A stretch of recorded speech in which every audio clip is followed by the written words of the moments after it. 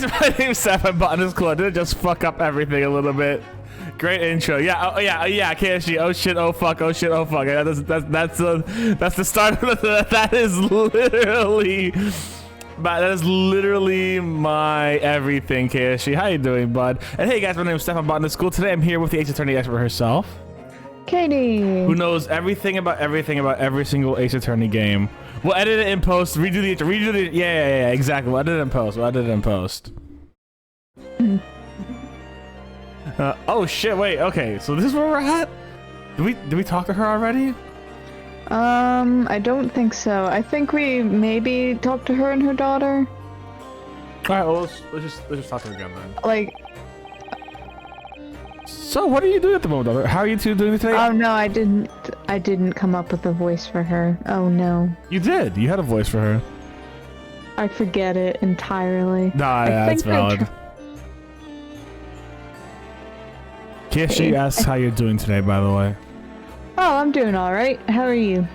Yeah, doing good here too, buddy. I don't remember the voice either. This was like 2 or 3 weeks ago at this point. So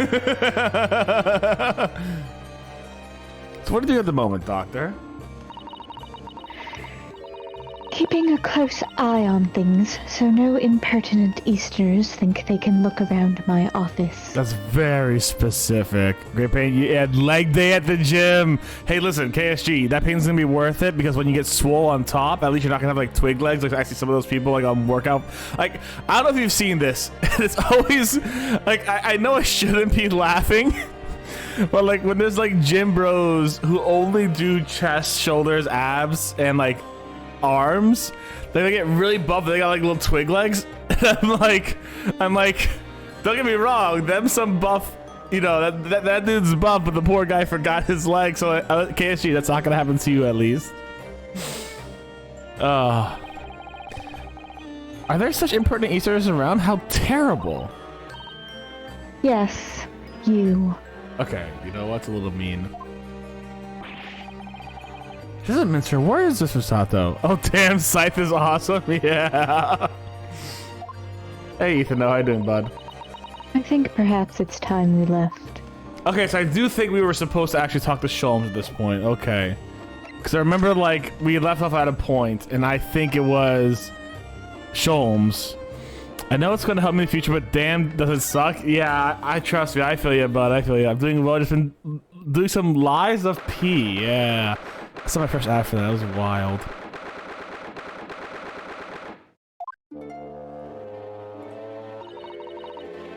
Here we are again at the House of Horrors. I'm afraid I haven't gotten used to the place yet. I'd still like to turn on my heels and go straight home. Via the confectionery, of course. God damn it, now I want sweets. Agent P! Celestine really is after something sweet today, isn't she?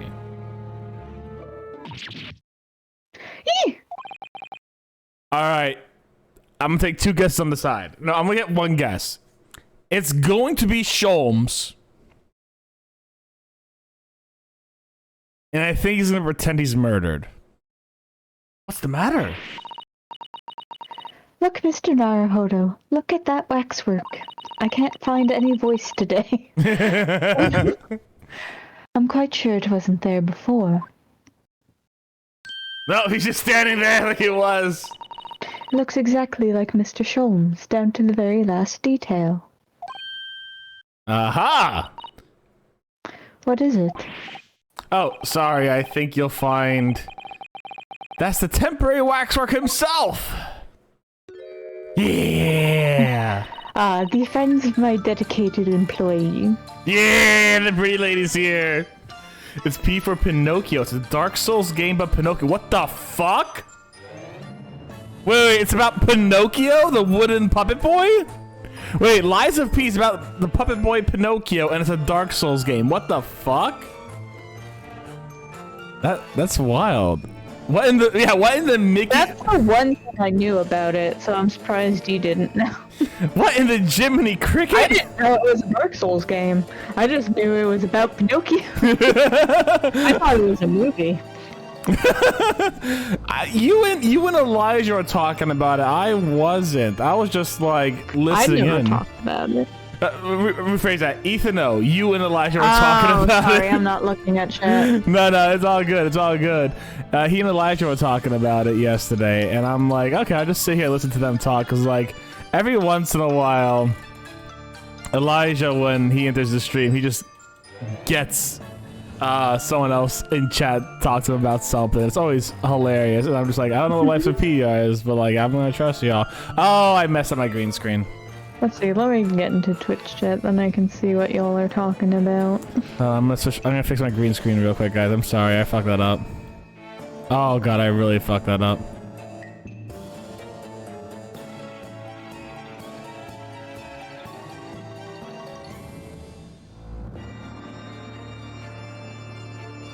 Oh, much better. Okay, cool. Got it. Fixed it. Pinocchio is on his emo phase, and again, Pinocchio's a twink. I mean, okay, yeah. I do remember you guys talking about the twink in this game, so fair enough. All right. So, yeah. All right, so Twink Pinocchio is killing something in this game is what it sounds like, right? So I did see a single advertisement on it, and it was the main character just murdering someone. His nose doesn't grow, then what are they even doing? If his nose isn't the rapier weapon he has, he's just like, ting, ting, ting, ting. You know what I'm saying? Twink Pinocchio is fighting the Puppet Frenzy and Petrification monsters. Yes. Wait, yes, his nose grows, or no, his nose doesn't grow, or no, it doesn't grow. It doesn't grow? Lame. Lame. I bet it's not even particularly big. Which is like, at a certain, like, I'm all for like reinterpreting things, but at a certain point, it's like, why are you even basing it off of this at all? Why not just make it a random puppet? You know? Is it even a puppet? I'm afraid. Is Pinocchio a puppet in this game, Ethan? No. Is Pinocchio even a puppet? He is? Yes? Okay, he is. Alright, they got that at least. Is Jiminy Cricket in the game? Why couldn't they do Kermit? Why couldn't they? Listen, all I'm saying is that the more Muppets remakes we have, the better. I know that I had once joked about a Muppets remake of The Princess Bride, and Katie was like, no, don't. And I'm like, but Katie, that would be the one good one. Was I like, no, don't? You weren't as amenable to it as I remember. So I sent you a meme about it, and you were not as amenable to it. I'd need to see, because I think that could... I don't know why my reaction was that way, because, right, the Katie of the present doesn't think that'd be a half-bad idea. So you know what? It may have been someone else. Now, or are you sure it was the Princess Bride? I don't remember. No, yeah, it was. All right, so... Oh, and I'm going deep in the search history now. I'm just looking up Muppet on our conversation. Oh, sorry. No. Okay. So what I sent you was remaking The Princess Bride. Unless we have. So okay. I put unless we have. So it's like, oh yeah. So here's the two ideas. Fred Savage is a father whose 10-year-old daughter is sick and he's reading her a book, or two Muppets. And you said Muppets is the correct choice. Okay. Someone else reacted very harshly to it then, and it was not you. I am wrong there. I think the Muppets would be an excellent Princess Bride. Like, I don't know what the objection could possibly be. I don't know either, but I'm going to have to see who objected to that. Miss Piggy as Princess Buttercup? Hello? I've still only seen The Princess Bride once. Did I see it with you? Maybe. It was a movie I watched a lot as a kid, so... I think I saw either with you or Elijah or Bagel. I don't remember who now, and I'm like feeling bad because I don't remember things, and I don't want to mess up things. The movie is much better than the book, in my personal opinion. Late answer, That's a hot take that someone, I'm sure, will like pin me to the cross for, but yeah, it's true. So Jiminy Cricket is in the game, but he's an AI in a lantern, and you carry him around like Mimir from God of War. Oh my god. Interesting. You know what? At least I got the lantern right. It's like, it got like the cage, you know? Alright, let's go on. Oh, yes, hello again. It's Rinosuke. Rinosuke Naruhodo. I must say, I'm quite spellbound by the great detective. He is a marvel. My precious waxwork is already back where it belongs. You don't mean... But yes, the mystery is solved already. Wow, Mr. Sholmes can really engage his brain when he's hungry enough. So as you can see, he has returned to his habitual duties. Yes. Can't wait to see the Geppetto. Wait, is Geppetto hot? His habitual duties.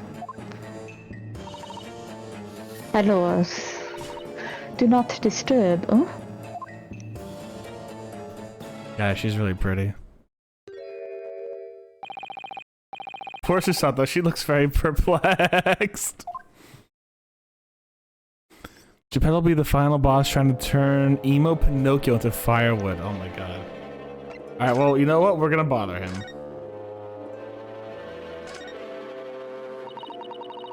I really do need to speak with Mr. Sholmes, and I am longing to say hello again. But where is he?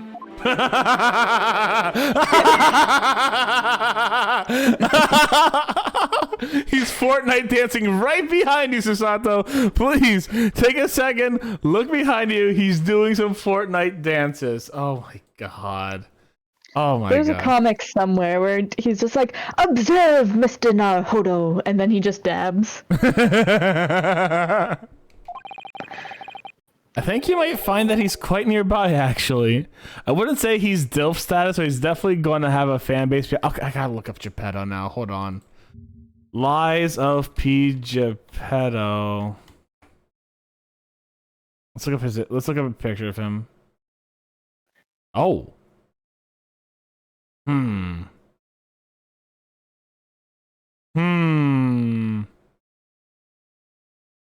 I see where you're getting at, that he's not quite at DILF status. Because he does look a little... Hi, Elijah. Elijah. Is this why you think he's me? Is this why I think he's you?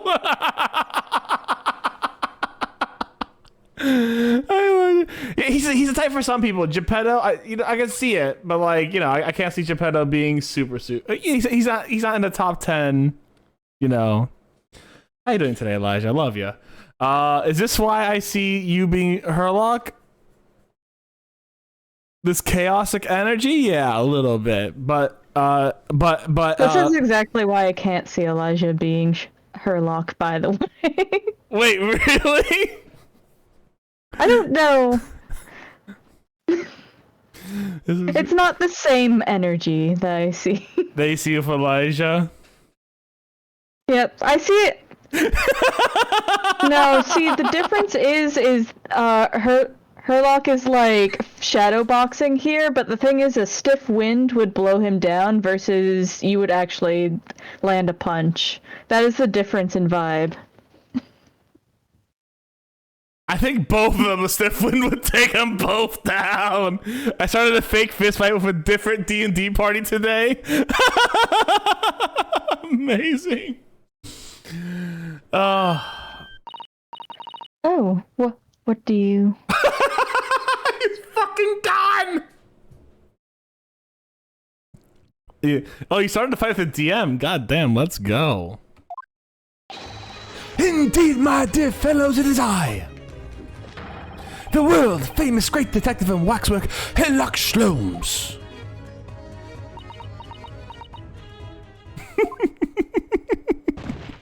No!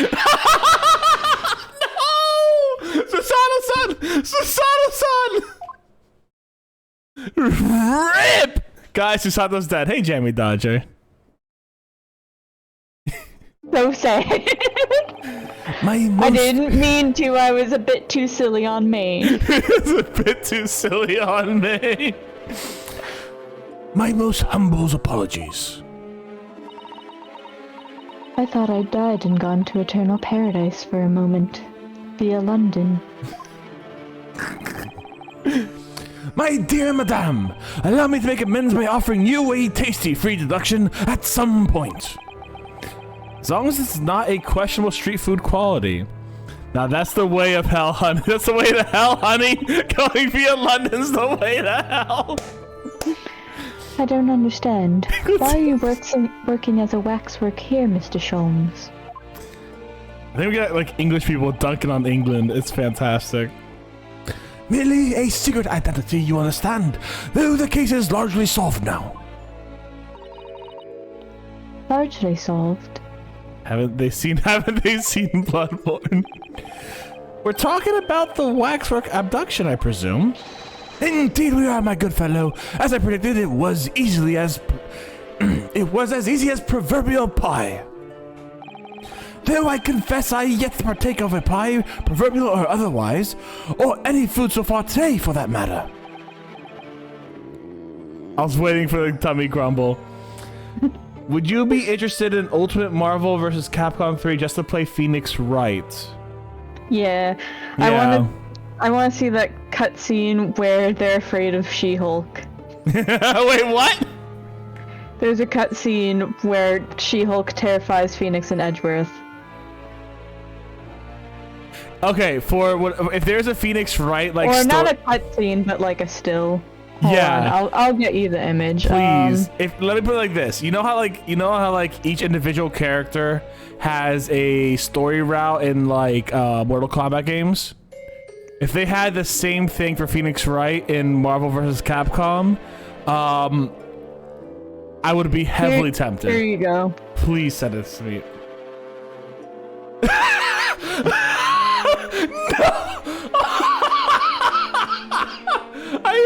You're laughing so hard that you're cutting out. I'm getting you guys this image. It is so good. Oh my god. Hold on. This image is so good. What the fuck? Image. Image. Okay. I gotta show you guys this image. This image is so good. So, for you guys who have never seen this image, it is, by the way, She-Hulk is a lawyer. For those who don't know, in Marvel, she is a lawyer. I don't know. That makes it even better. Yeah, she's like if I remember correctly, She-Hulk's like a specific kind of lawyer. But like, She-Hulk was made to kind of like, yeah, She-Hulk attorney at law. Jennifer Walters is a complicated life as a single attorney in her 30s who becomes a 6'7" green superhero. But yeah, no, She-Hulk is an actual attorney, and she's a big badass in the whole Marvel world. But like, yeah, that is fucking hilarious. The two gays seeing a woman for the first. No, I'm kidding. She said, "Just oh my god!" She cracked down the thing, and she cracked down the desk in front of her.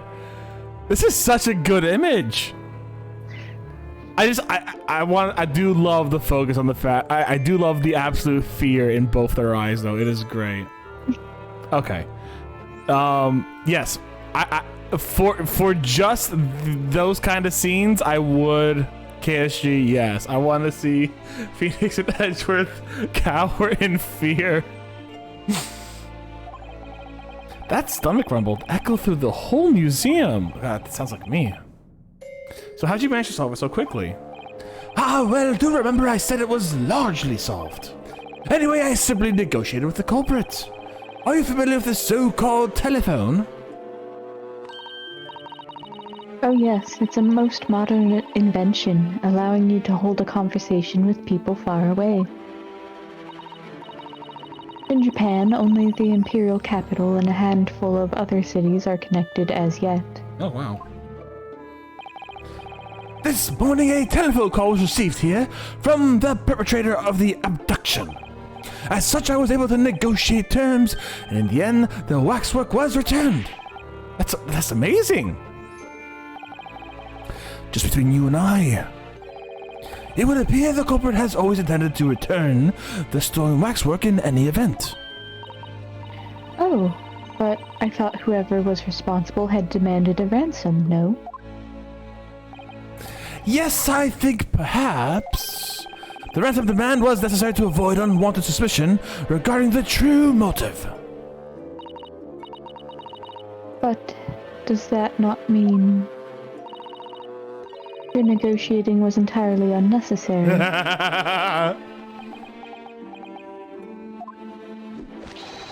A fact that I must ask you to keep from Madame Tuspel's at all costs. A hungry young Iris awaits me at my return at Baker Street after all. Fun fact about Phoenix from there. When he's in a turnabout mode, his version of Ultra Instinct turns his X Factory, a comeback thing that gets stronger based on how many characters... Wait, what? Alright. Phoenix, right. When he is in his turnabout mode, turns his X Factory is always level 3. A comeback thing that gets stronger. I don't understand any of these words except Ultra Instinct, and even that I only know vaguely from memes. Yeah, I mean, I know I Ultra don't even Instinct. know where Ultra Instinct is from. Is it from this game? No, Ultra Instinct is from, what's the one? Dragon Ball.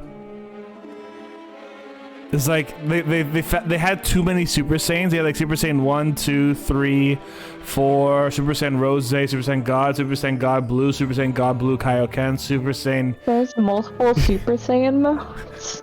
There's so many. I think there's also Super Saiyan Royal Blue, then there's like Super Saiyan True Blue, and then it's just like, each of them, and then it's Super Saiyan Rosé.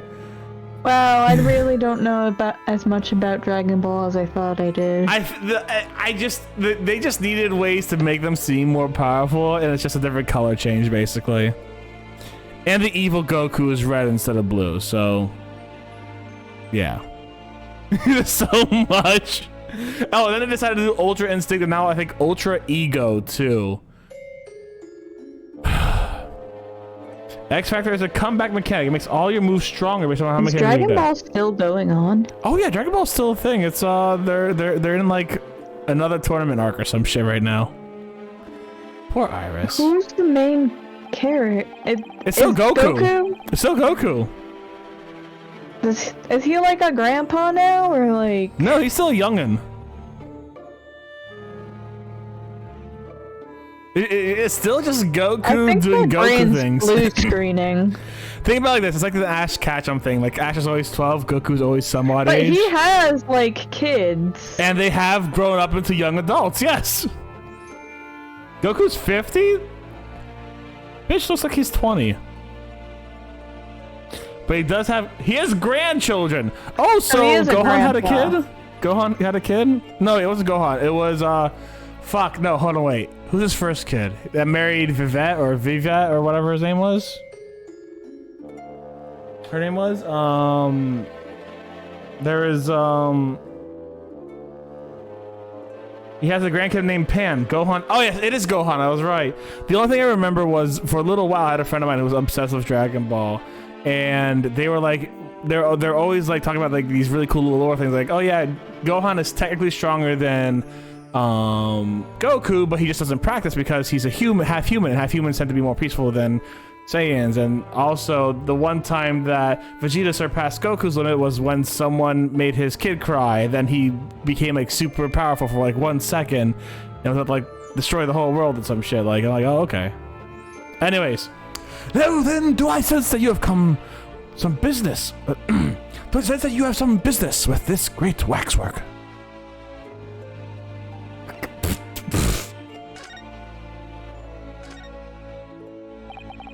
We're in the process of trying to track somebody down. Oh? Yes, a man by the name of Enoch Drebber. I don't think that's a pun. Something about the Book of Enoch, which I don't know what it is, I just know it's a thing. He's the swindler who duped Professor Hairbrain, and the engineer who built the kinesis machine. A swindler and an engineer! Quite the modern man! He also seems to be able to He also seems to be a conjurer of sorts, too, with considerable knowledge in stage magic. We really need to locate him before the trial resumes tomorrow morning.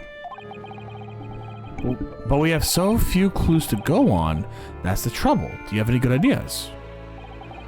I have no good ideas, Mr. Naruhodo. You should know this by now.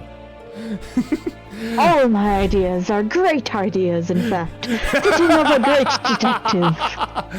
The only ideas I have are absolutely great and fantastic. If I knew something of the man's appearance, at least, I may be able to be in a better position to help. They just had a movie. The manga got a new chapter every month, so we might be getting a new anime soon. There's like 50 gacha games. I am no longer in any gacha games. Yeah, I'm pretty confident about that. Yes, Trevor's appearance. Fortunately for you, however, presently I have little to occupy myself and little to fill my stomach. As soon as you find any clue, no matter how small, I shall gladly give you my thoughts on it. Wait, is this to present things? Oh, I want to go for Kazuma's death first. Mr. Sholmes, did you lie to us? My dear Mr. Naruhodo, stay that piercing stare. What is this about? Sure you don't want to play Honkai Star Rail? Last winter, when we were first on our way to Britain aboard the steamship,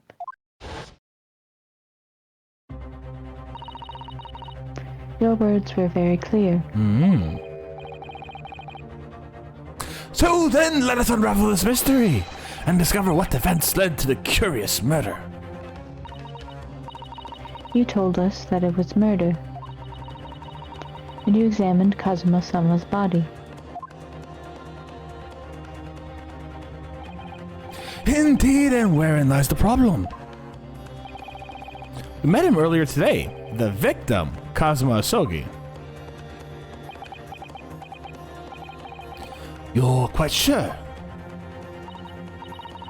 He was wearing some sort of mask and was apparently suffering from amnesia. But yes, I'm quite sure. It was Kazuma-sama. Well, fuck. You must have known at the time, Mr. Sholmes, that he wasn't actually dead.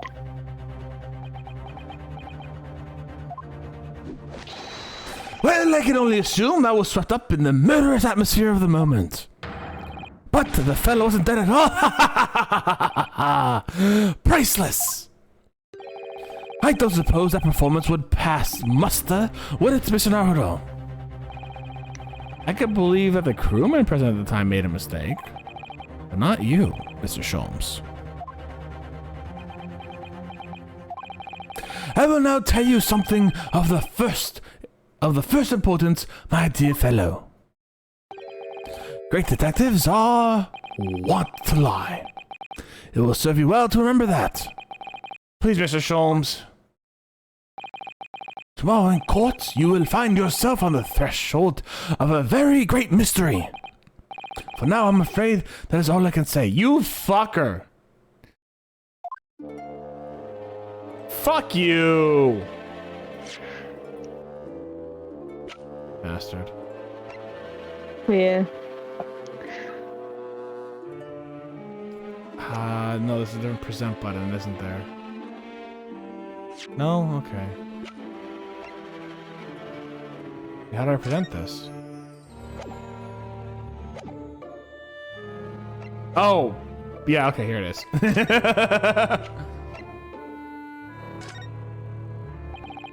Mr. Sholmes, would you cast your eyes over this photographic print? It's of Mr. Enoch Drebber. The face of the engineer we seek. Well, all Englishmen look broadly the same, of course. So, looking at the photograph won't be particularly instructive. Are you alright, Mr. Sholmes? Ah, yes, forgive me. Very interesting, very interesting indeed. I'm about to lie to you again, as I'm wont to do. What's wrong, Mr. Sholmes? You've turned quite pale all of a sudden.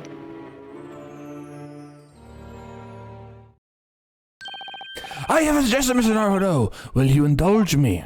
Oh, well, what is it? As I explained to you when you arrived, the missing waxwork has been returned.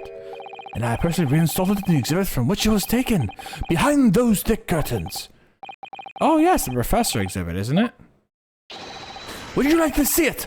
For a mere 5 shillings. That's a special one-time only price, you understand? What?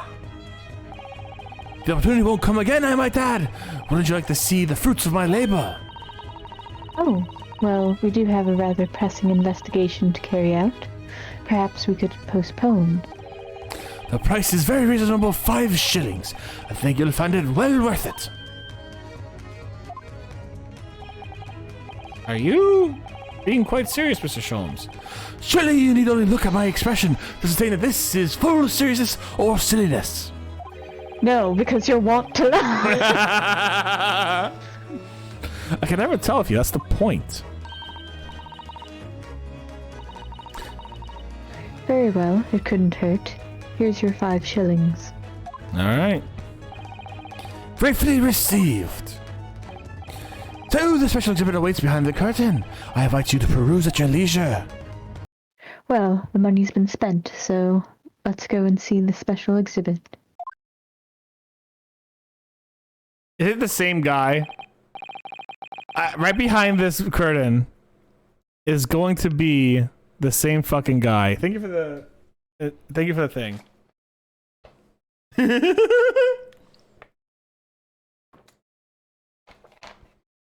And thank you for the stretch. Oh wow, that cracked every bone in my back. Holy fuck. Oh, that must have felt good. It did. It started on my left shoulder, then went right on down to the rest of my back. It felt really good, actually. Nothing on my right shoulder? Nothing on my right shoulder. Okay, that's good. Through those heavy curtains at last. It's gonna be it's gonna be Enoch Drebber. I'm gonna hate this. Fuck! Why did you show us? See. We shall see. 5 shillings we've had to pay. It doesn't seem right somehow that we should show him slip the money into his own pocket, does it? No. Ah, we could ask Gina to retrieve it for us, using her special skills. I love Gina. Gina so much. Pickpocketing police officers and diddling detective. Why is the word diddling in this case so much?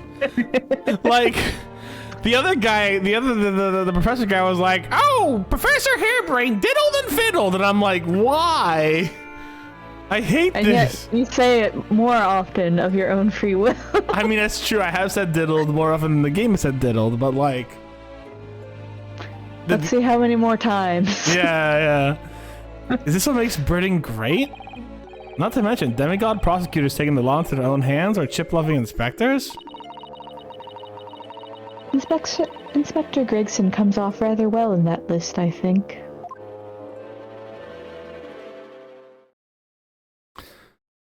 Please don't be. Is he not?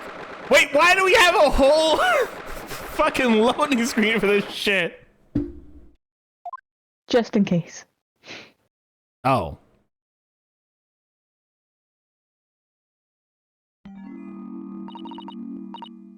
Oh dear, I felt a shiver run down my spine as soon as we walked in here. Is that Drebber? What in the FNAF is that? I know, right?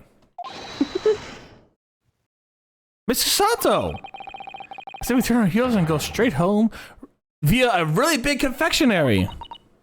We certainly can't do that. We've paid 5 shillings already. True. What in the that's just a game theory is that? Actually, I'm looking more closely. We've paid good money to see an exhibit that's clearly incomplete. The nerve of the great the nerve of the great diddling detective is far more terrifying than anything else in this place. Why? This must be what Mr. Sholmes meant when he said the case was largely solved. True. Be that as it may, Mr. Sholmes heavily implied there was a clue about the engineer in here, didn't he? But where? They paid 5 shillings. Let's do a 5 shillings worth of investigation, shall we? Yes, we will get what we paid for. You want to like turn a little bit and look at this guy on the left here? Is that fear or frustration that makes the son's voice tremble?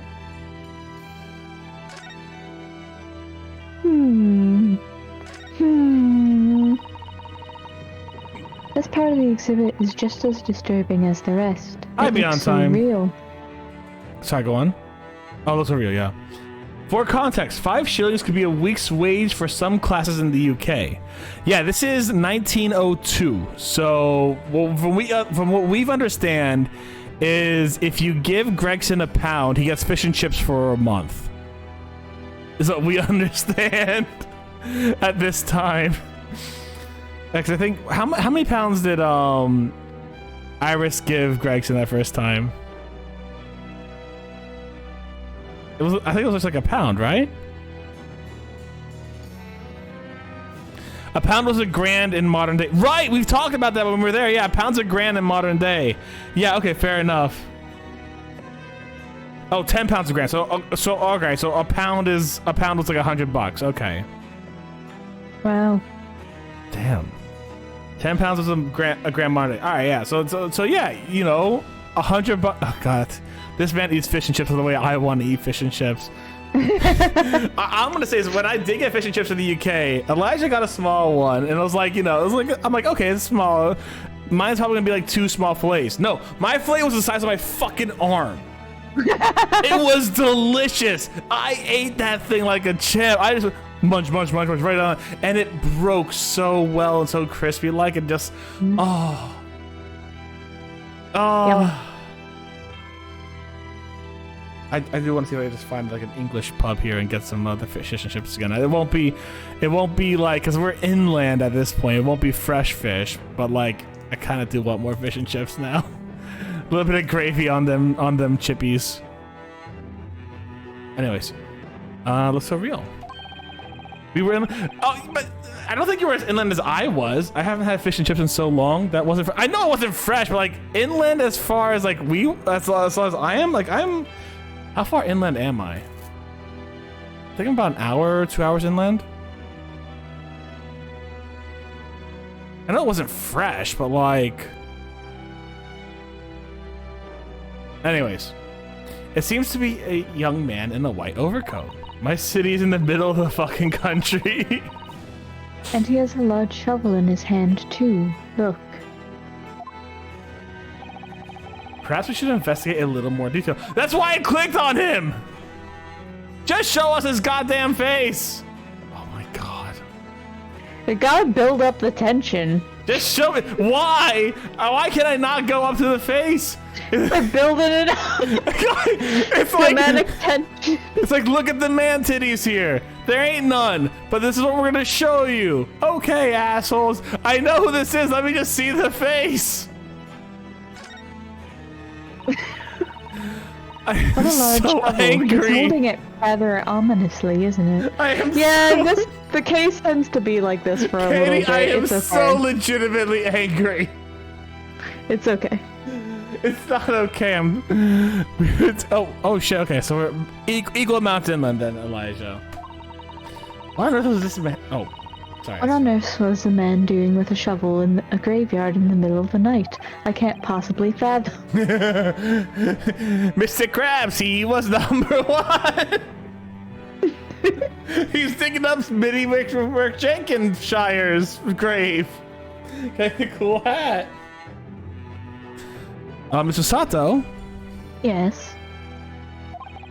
That's a spade, isn't it? No, it's a shovel. No, not this thing again. It's a ladder. No, it's a step ladder. It's a spade. No, it's a shovel. Fuck off, game. No. Shovels are for digging. That's for scooping up loose materials. It's a spade. We've been through this, Mr. Naruhodo. It's a shovel. No. Although we haven't considered trowels.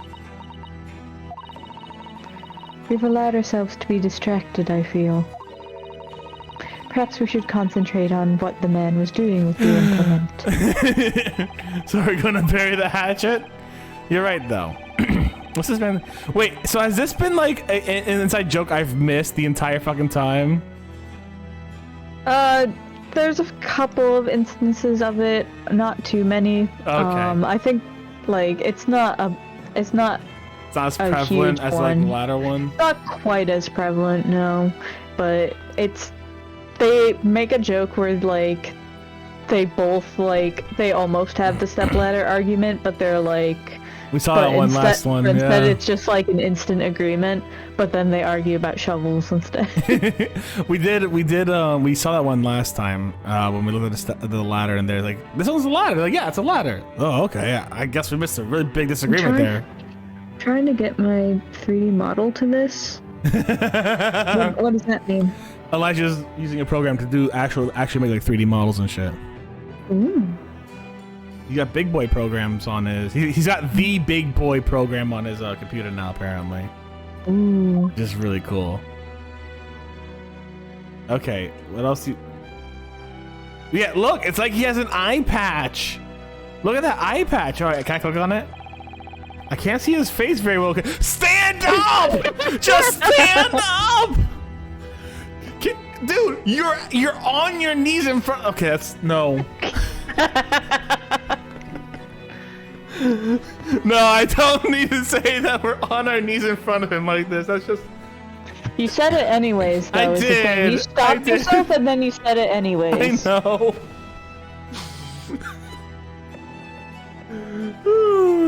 Going to hell. That's great. It's great. Can't see his face very well, can you? Perhaps if I just. Oh, do you think we should? Oh. Do you think we should be manhandling the exhibits, Mr. Naruhodo? Not at this angle, no. Let's continue to crouch on by so that we can't possibly touch it. Let's just crouch on it. Boop, boop. This is worse than crouch. I feel like they're like on their stomach crawling at this point because like. Anyways, I'll put it back exactly where it was. Don't worry. What do you mean you'll put it back? What are you moving around? Are you taking this dude's head off? Really? That was necessary? Was he on like the tallest stand in history? Oh my god. Oh. I guess he must have been like on a stand or something. I don't know. That was very silly. Yeah, it is. We could have just walked around it, but no. What on earth? How can? I don't believe it.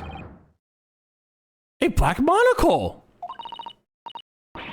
Mr. Naruhodo, is it possible that this man is... Yes. I'm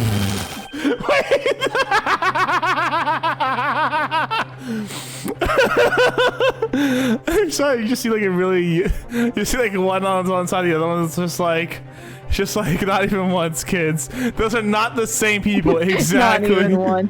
Not even one.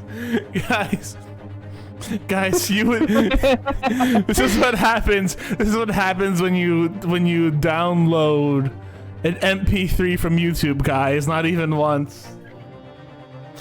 It's Enoch Trapper. The color of his hair is different, but it's unmistakably him. Is it though? Is it unmistakably him? Thank you for the alert, KSG. Indeed it is! Mr. Sholmes! This man is the subject of your present hunt, I believe. Yeah, that's right. Just who is this man? Why is he here in this exhibit? This is the result of my... this is the result of hand-holding before marriage! God damn it, I've hand-held before marriage. I'm going to become old and wrinkly like that, Katie. I can't believe it.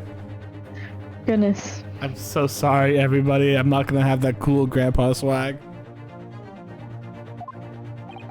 And why does the convict behind him have no head? The head was missing when the model was returned by the thief who stole it. What a surprise. So then the case isn't yet solved, is it? Did I not say so myself? Largely solved with my words, I believe. But I must locate the missing head. To the suite, as Madame would say, or I'll be in grave trouble. Ba-dum-tsh. I was about to say, like, I hope he says, like, do you get it? Grave trouble, like the graves around us. A very hungry Iris awaits my return to Baker Street, preferably with rations. Ah! Well, good news, you have 5 shillings. Yeah, 5 shillings. Do you know, though, something about this room is strange. Strange, what do you mean? Well, the displays in the House of Horrors are supposed to depict real events, are they not? Indeed they are, Mr. Sato. Do go on. And, as terrifying as they are, the scenes in the other exhibits are believable. But this one...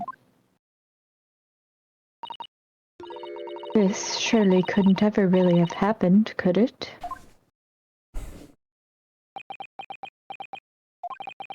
I think it's time I educate you a little about the nature of the incident involving the professor 10 years ago. Wait, in 10 years, he went from like a long brown-haired man to like a scraggly, withered, white-haired old fuddy-duddy? Yes. This is like worse than you and this is like worse than Obi-Wan's. This is addressed. Oh, it is addressed. Okay. This wasn't just like a rapid.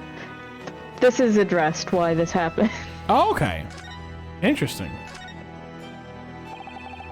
I believe I told you a little about the professor yesterday, did I not? He took the lives of 5 victims, every one being either a member of the aristocracy or royalty. All were attacked by an enormous hunting hound and had their throats ripped from their bodies. So that's linking it to the Hound of Bakerville story, and to the Bakersville colony we found before. The Hound of the Baskerville. Baskerville, excuse me. Bakersville. I was thinking Baker Street or whatever it was. Baskerville. Baskerville isn't even the town; it's a last name. Whatever. Okay, so you get it fucking right. Listen, Elijah. So we have this connection. So this dude is bringing his hunt. Is it Enoch Baskerville instead of like Enoch Drebber? This guy's actually named Baskerville. Is this actually Baskerville? Stop butchering my culture. So we saw the Baskerville collar. We saw the I'll say that even if you know the Hound of the Baskerville story, it won't help you solve this case. I'll just let you know. I'm just gonna say I don't know the Hounds of the Baskerville story, so I'm going off entirely what this game is saying. Just remember Enoch Powell exists, and I'm full of rage. Who's Enoch Powell?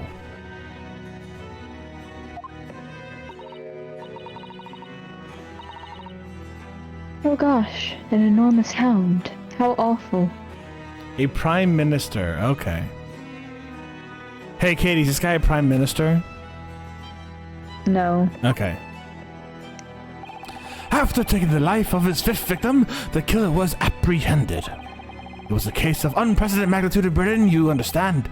Accordingly, the professor was tried in a closed court. No members of the public were permitted. A closed court? You mean that the professor's identity? As you surmise, my dear fellow, his identity was never made public. Naturally, he was found guilty and was summarily sentenced to death by hanging. He was buried in the grave at Lowgate Cemetery, which adjoins the rear of the prison where he had been held. However, that was not the end of the affair. Oh. The very night that he was buried, the convicted man came back to life. Came back to life? He clawed his way out of the ground and emerged into the moonlit graveyard. The exhibit here depicts that very scene as described by the sole witness to those chilling events. There was a witness? But of course, my dear fellow, it was none other than young man in the white overcoat. Enoch Trevor, he saw it happen.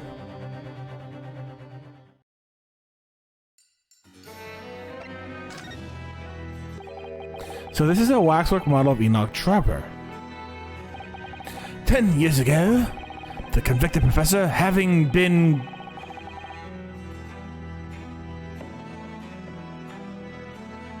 What the fuck is that word? Gibbeted? Gibbeted? Gibbeted? Having been gibbeted... Having been gibbeted... Gibbeted. I like this word, not gibbeted. Having been gibbeted and... I was like... Gibbet. Hang up a body on a gibbet. Execute someone by hanging. Oh. Well then. Apparently I like the word to execute people by hanging. I like the word gibbeted a lot. I shouldn't have made it so fun. I know, right? Maybe that's why like people were like cool with hangings. They're just like, oh man, we could just say the word gibbeted all day. It's such a fun word. Have you seen the gibbeted person? Yes, I got to see the gibbeted get gibbeted. And I'm like, gibbeted. Jolly ode. Having been gibbeted and buried, emerged from his grave in the dead of night. So witness to that unimaginable scene was this young man. From appearances, I would say he was about 20 years old. It's so horrifying. Scared him out of his wits, the young drummer ran into the nearby police station to report the incident. And the sheer terror of what he'd seen is said to have turned his hair white overnight. His hair white overnight. As shown in the photograph we've seen of him, his hair was completely white. For the following few days, the story of what he'd seen was on every front page in the capital. The public was frantic for every last detail about the killer who'd come back to life. As you've seen, an exhibit was created here at Madame Tuspel's. I can quite understand why the man's hair turned white, certainly. But what I don't understand is what Mr. Drebber was doing in the first place. In a lonely graveyard in the middle of the night. Probably grave robbing is my guess. Yeah, what was he up to? Okay. The professor's act of terror threw London's upper class into complete panic 10 years ago. It was a great scandal, one might say, at the very highest levels of society. And since the killer's identity was never made public, rumors abounded. After all, no killer had ever been systematically employed a dog as a weapon of murder. Yes, I can imagine the impact the case must have had. But in time, of course, the rumors abated. So too did the talk of the shocking witness account of the convict who'd come back to life. It was forgotten, dismissed as a dubious ghost story, as a preposterous parlor tale. But why did people stop believing it? Why, simply because there was no resurrection to speak of, as we've established in fact. What? What do you mean by no resurrection? Sholmes atheist.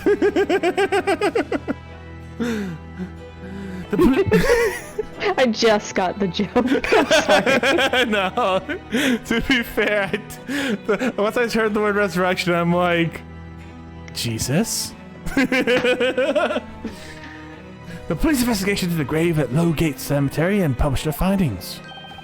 The convict's body was found to be buried exactly where it had been following the execution. No. But that would mean Mr. Drebber must have lied to the police and the newspapers. That would appear to be the only logical explanation, yes.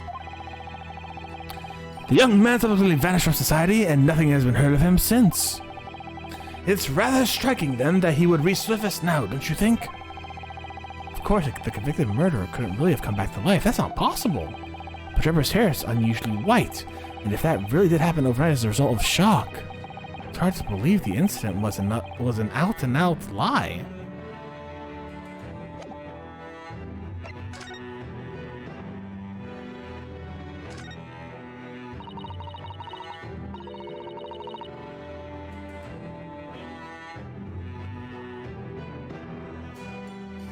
Sorry, I was muted. No, you're good.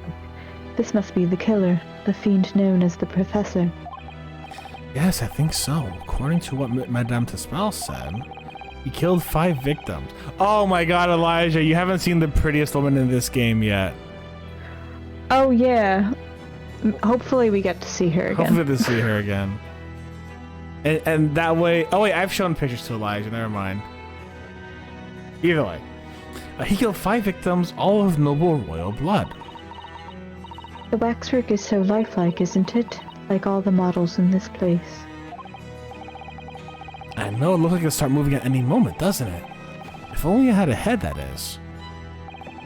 Perhaps we should examine it in a little more detail. I'd buy the game for Scythe. Do we have a Scythe simp in chat? So this is the condemned man. Yes, so-called professor. Then perhaps his head was chopped off by a guillotine. But unable to find peace, he emerged from his grave as a headless ghost. Do we have to entertain such terrifying ideas, Mr. Sato? Anyways, I'm sure the model had a head once. There's a metal fitting for it, see? Then perhaps Mr. Sholmes absent-mindedly forgot to reattach it. That's an extremely absent-minded detective you're describing, isn't it? Or perhaps the thief absent-mindedly forgot to include the head when he or she returned it to the museum. And that would be an extremely absent-minded thief, unless the thief was the professor who wanted to take the head and hide his identity. Did we some reason why the head was... Yeah, well, I just gave a good reason, actually. But whatever the reason, it means we don't know what the face of the infamous professor looked like, do we? Oh. Something just inside the convict's jacket here. Looks like a piece of broken glass, and quite a big piece, too. It's very thick, isn't it? About 5 times thicker than normal window glazing, I'd say. Hey, how thick is the Crystal Tower's glass? You want to take a guess? I don't know. 4 times thicker than normal window glazing? Maybe 6. So let's get in the middle and say potentially 5. Nah. Can't be. Where does such a thick piece of glass have come from, I wonder? I suppose it must have been made thick to increase its strength. But why? Well, perhaps because the glass had to span a particularly wide area, such as a big building, for example. Ah, well, we've seen a large glass building recently, haven't we? And some of the glass was broken, too. You don't mean... Exactly! The Crystal Tower at the Great Exhibition. Will our glass from the Crystal Tower be lodged inside this waxwork's jacket? Makes you think, doesn't it?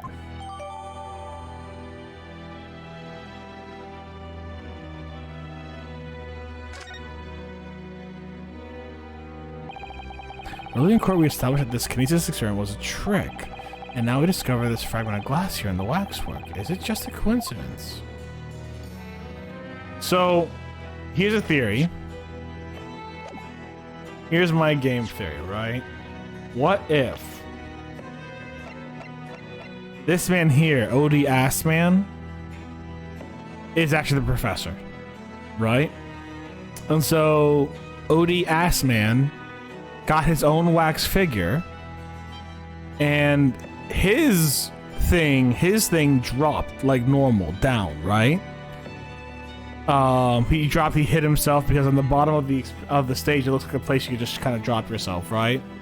But his OD Assman figure fell from the other from the balloon that exploded into the Crystal Tower, fell down, and they saw the dead body because it is so lifelike they thought it was actually real, and they just put like a thing in it to make it look dead. Did I just solve it, Katie? We'll find out. Katie's like, God damn it, Steph.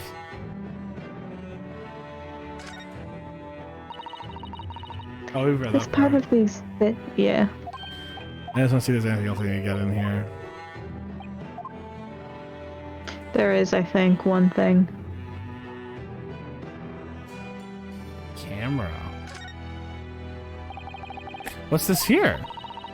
Well, this would appear to be a lens in the middle, so I believe it's probably a camera. A camera, but it's so small. British technology is incredible, isn't it? I mean, what about Mr. Sholm's skin prints? I think perhaps you should treat Mr. Sholm's inventions as exceptions to the rule.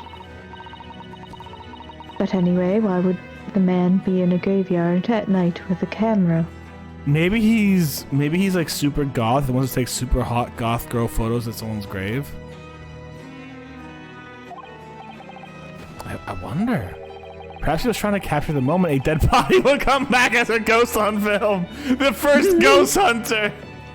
The first ghost hunter. Hey guys, my name's Enoch Drebber, and I'm here to hunt ghosts in the fuck. What's the cemetery called? I don't think they gave us the name for cemetery. Anyways, this is gonna be on Watcher as like the fucking first ghost hunter.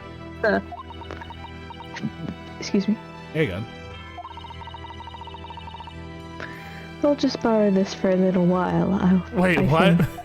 We're just taking the camera? By looking at the photographic plate inside the camera, we can see what picture was taken. Wait, are you telling me this is his original camera?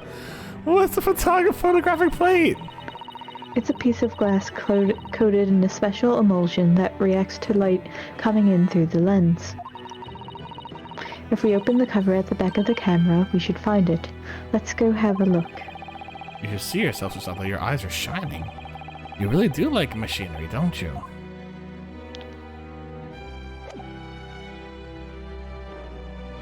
Wait!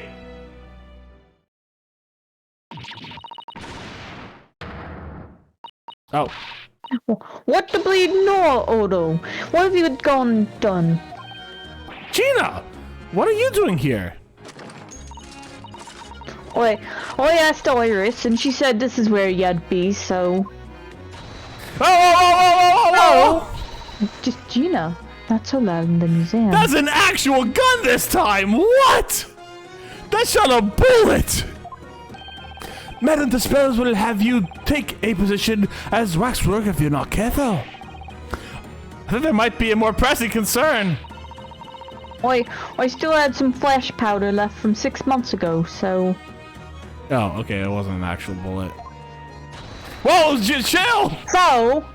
Alright, Gina, we understand, but please, put down the gun. God! For a cop, she goes in guns a-blazing. Alright. Sorry, I got scared. Or a cop.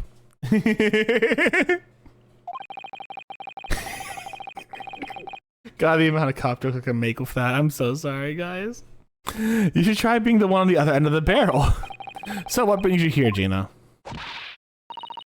What brings me here? What do you think? We found it. We found that dodgy cove's workshop. Hey, what? You found Trevor's work? Oh, buddy. Oh, buddy. This boy. I'm gonna give him a little kiss on the snoot. I want to kiss his little snoot, give him a little smoochie. His little tail. I love him so much. Oh, I would die for this dog. Yep, Toby's nose here took me straight there. I just realized, same name as Tobias. Gregson. Yep, Yeah. Chief Inspector. I think he's higher ranking. The boss and the others are heading over there now in a drag, so come on. Here's the address. I got the boss to write it out. Oh, thank you, Gina. We'll make our way there at once. Hell yeah. Alright then, see you there.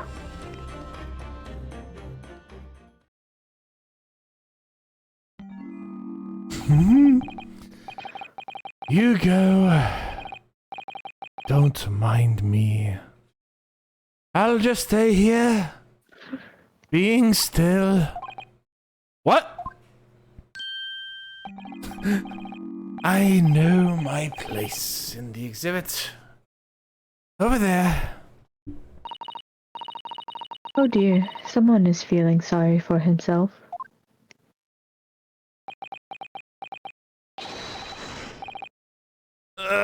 Let's go, Mr. Sholmes, you're coming.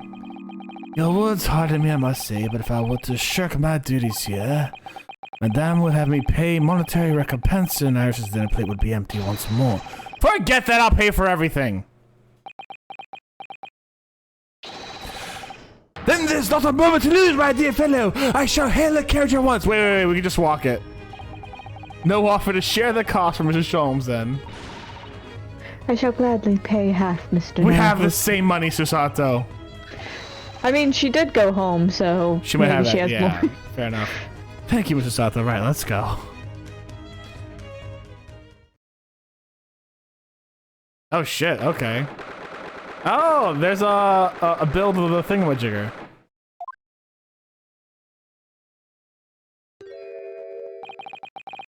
That looks like. Oh, it's another super high voltage instantaneous kinesis machine. Say that 5 times fast. Indeed, it would appear so. I just know. Indeed, it would appear so. Though only a prototype, naturally. Ah, so you got your den. Gina, well done for finding this place. And in such little time, you've really worked miracles. It's Toby who's the miracle worker. I love how she holds the dog like a fucking Sniff, gun. sniff, sniff. She's like, sniff, sniff is the sniff gun. God, I love Toby so much. Look at how cute he is. So cute, I love him. I know. Look at his new furrowed eyebrows. He's working his best. He's a focus sniffer. He's a good boy. He's a good boy. Woof! I thought you lot would show up before long. Wait, why? Why are you? That's one knitted brow. Yeah, I was about to ask. Hello, Inspector. He looks like he's eating a lemon, not a bag of fish and chips.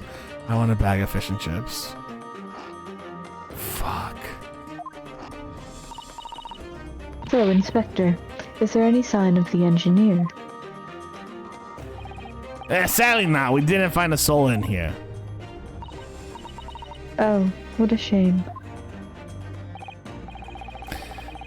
Well, thank you for letting us know this place, giving us a chance to investigate.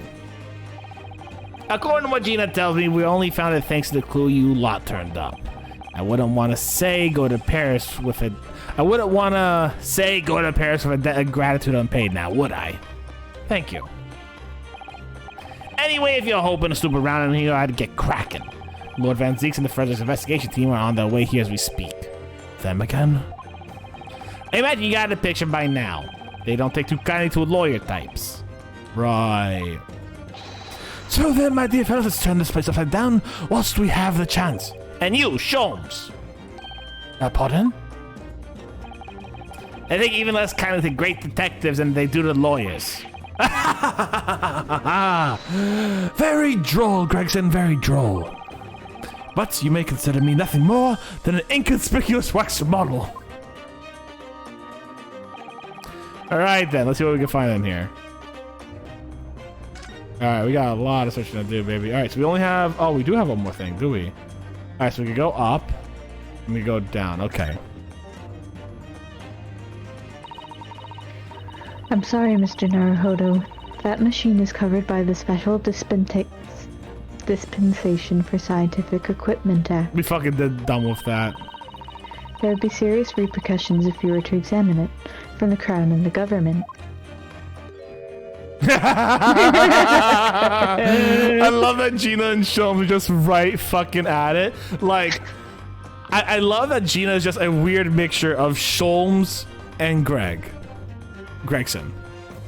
Like, Gina has part of the chaos of Sholmes, but is getting the tutelage and proper detective work of Gregson, and it's great. Well, those two don't seem to be holding back. It's quite hollow inside. No working parts or devices of the section can be seen, my dear fellow. No loose change dropped on the floor, nothing. Not even a bone for Toby, my dear fella. This is a new pose too. She's just kind of like, yeah, I'm here, but I'm cool now too. It's funny you said that right after, like, she's taken a little bit after Sholmesing, Gregson. It's like, well, she's exactly Sholmesing right now.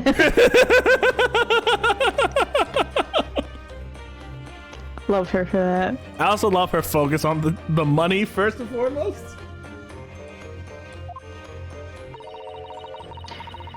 British people are very much ruled by their own ideals, aren't they? British people in the chat tell us if so. I think that's just these two, Mr. Sato. Oh, God, I love them. What's this trophy here? Ah, this appears to be the most interesting. Ah, yes, most interesting indeed, wouldn't you say? And most impressive looking back massage, that's for sure. I know that if you hit your shoulders a few times with that, your aches and pains will go away soon. You fucking idiots. It's a Royal Society trophy for excellence in science. A young scientist could wish for no higher honor. Ah. Would you like a massage? No, I'm fine. I'm fine, thank you. I had no idea such a grand thing. I think it's becoming increasingly clear that there's much more to Mr. Enoch Drebber than conjuring tricks. I couldn't agree more, my dear madame. And how about you, Mr. Naruhodo? Wouldn't you like to take it with you? For your tired shoulders, of course. He's not gonna let that go, is he? It's curious, though, isn't it? You would expect such an important trophy to be proudly on display somewhere, not haphazardly cast aside. English gentlemen can be quite a mystery at times. Wait. Oh shit, I know if I did something. Hold on.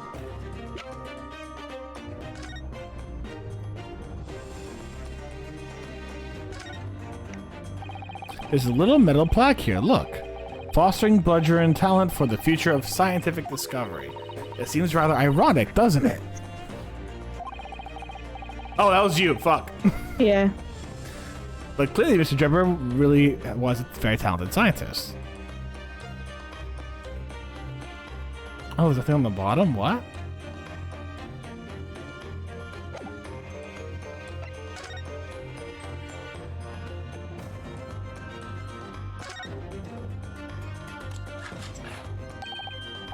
Oh, look, the cover came open.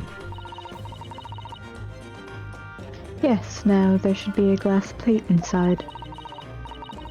You have to change the plate with each new photograph you want to take, you see. Something wrong? There is no plate. It's been removed. Yeah, okay, fair enough. Ah, what a pity. I suppose if you think about it, this wouldn't be the actual camera that was used at the time, just like the waxwork isn't the actual person. We never had found a photographic print of the executed convict coming back to life anyways. Oh, yes, you're quite right, of course. Portraits of the thing, she looks devastated.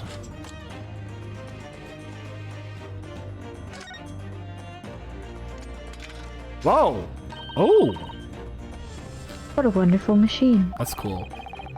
You really love contraptions like this, don't you? Oh yes, anything mechanical I find absolutely irresistible. Something catch your eye, Steph? It just looks... I love... Like...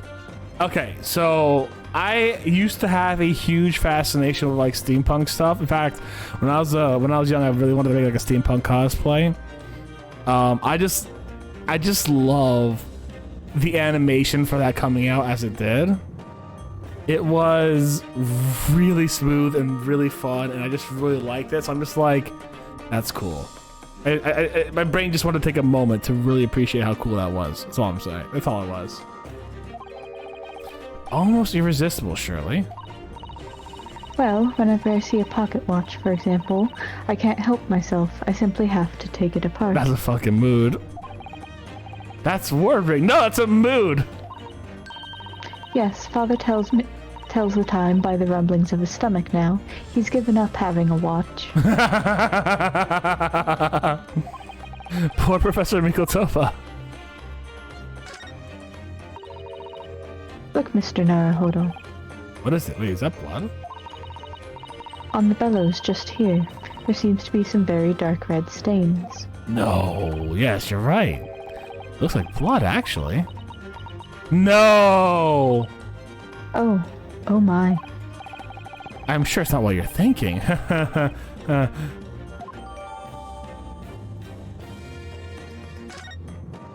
No!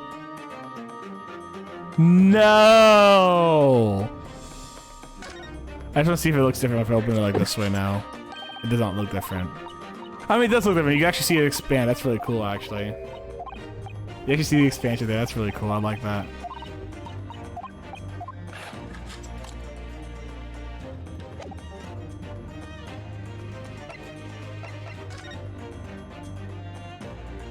That's some thick glass.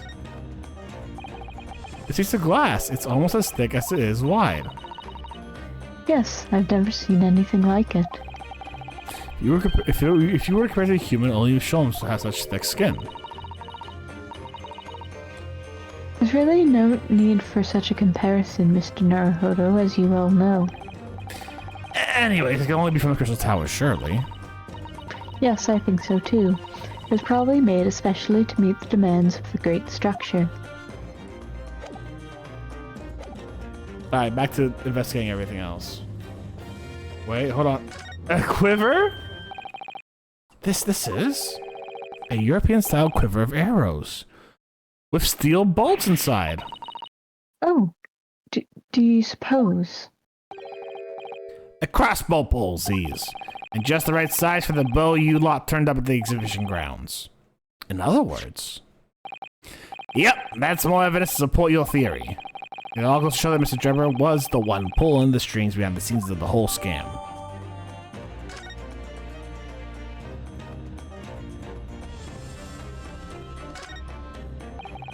This door doesn't want to open. Yeah, looks like it's got a pretty hefty lock on it. And there's a specialist locksmith on his way over from the yard, so hands off till he gets here. With permission, Inspector, I could have the lock open in less than a minute. Well, you don't have permission. And no one's giving it to you. Guess it looks as though he really enjoyed that. Well, there's no sound of anybody on the other side. Oh, Jumper must have fled at the first sign of danger.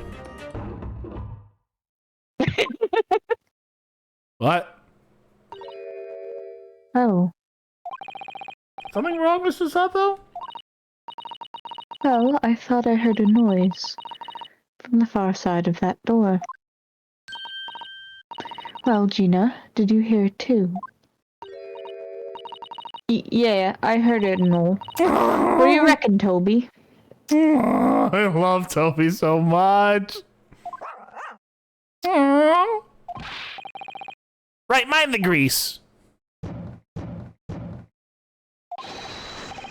Whoever's in there, open up. It's Scotland Yard.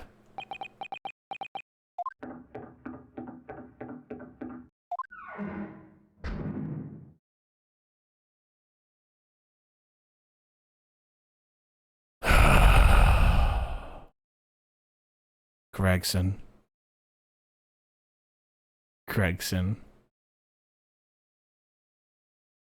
Hey, Gregson. Could you fucking not? Could you fucking not tell this guy to run away, basically? Oh my, someone is in there. Ah, this rotten bleeding lock! My dear Gregson, as I said only minutes ago, if someone were counter-us, I could have locked that door in less than a minute.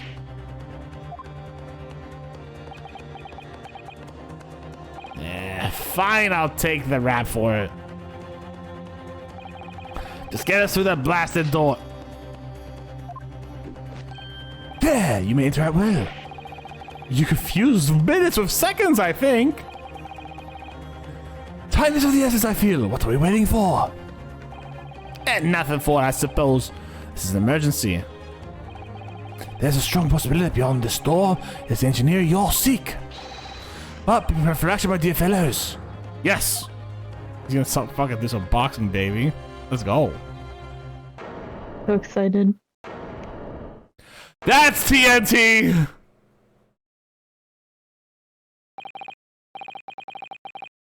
What's happening here? Why is everything upside down? Rats. There ain't no one in here after all. But there must be. It was only moments ago that we heard those noises. Yeah, the sound of the driver running away. But there's only one door into this room.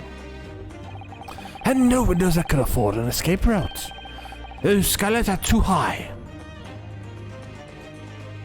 There's a footprint up there. What's that up there? Are they footprints? On the ceiling? Blow me, what have we here then? Are you guys ignoring the TNT in the middle of the room? You don't even understand. I'm so excited right now. Looks like someone's trying to burn something in a hurry. There's TNT in the middle of the room! Oh, that looks like a set of blueprints. To what? That Professor Hairbrain's Barmy machine, isn't it? Blimey, if we had these, there'd have been no need for a muck about trying to investigate all that scrap metal. There's something of great interest here, too. This rope was on the floor at the foot of the pillar. A rope? What's significant about that? Never mind. You see, but you do not observe, Mr. Naruto.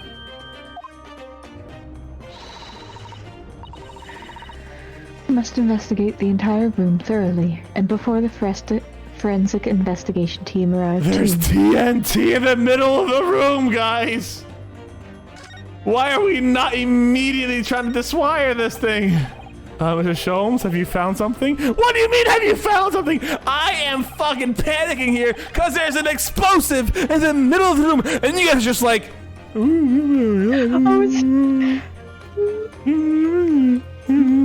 That's cool. I am vibrating right now. Is there something that's gonna happen you're gonna love in a minute? Oh, yes. I'm sorry, though. Yes, in point fact, something rather fascinating. What do you make of KSG redeemed the primordial boy. Let's get the primordial boy up here. Oh my god.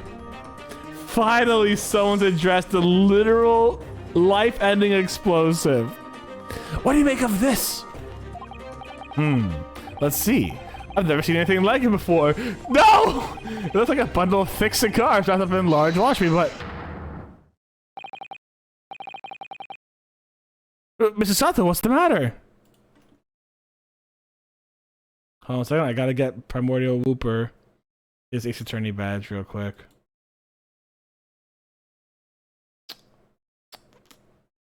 He's got the badge, there we go. That's a... Surely that's a time bomb, isn't it? What did you say? Time bomb. Sorry, but what is a time bomb exactly? I can't put together context clues. Eh. You're truly one of a kind, Mr. Naruto. I won't take that as a compliment. Ha! You don't know nothing, do you, Odo? You haven't got a clue what it is either, have you, Gina? I invite you to consult the directionary later, Mr. Naruto. Please don't tell me we're gonna fucking do a, like, dance around this bomb.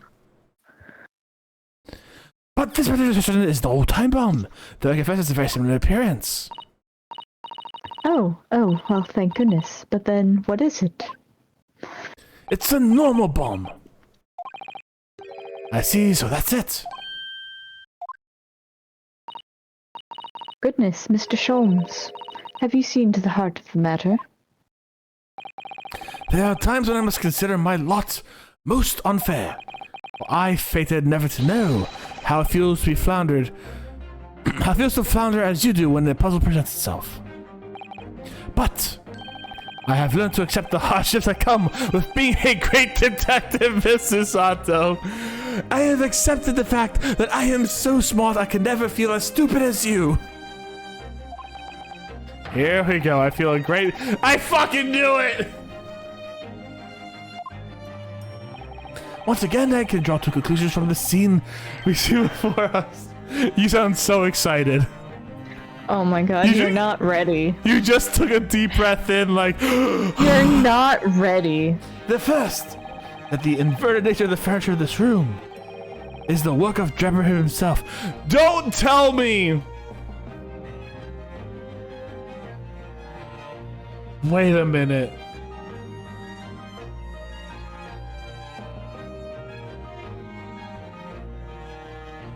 Did he turn the room upside down?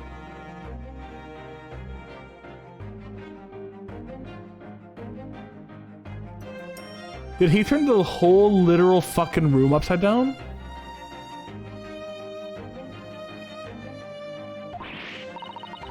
Oh, but how could you?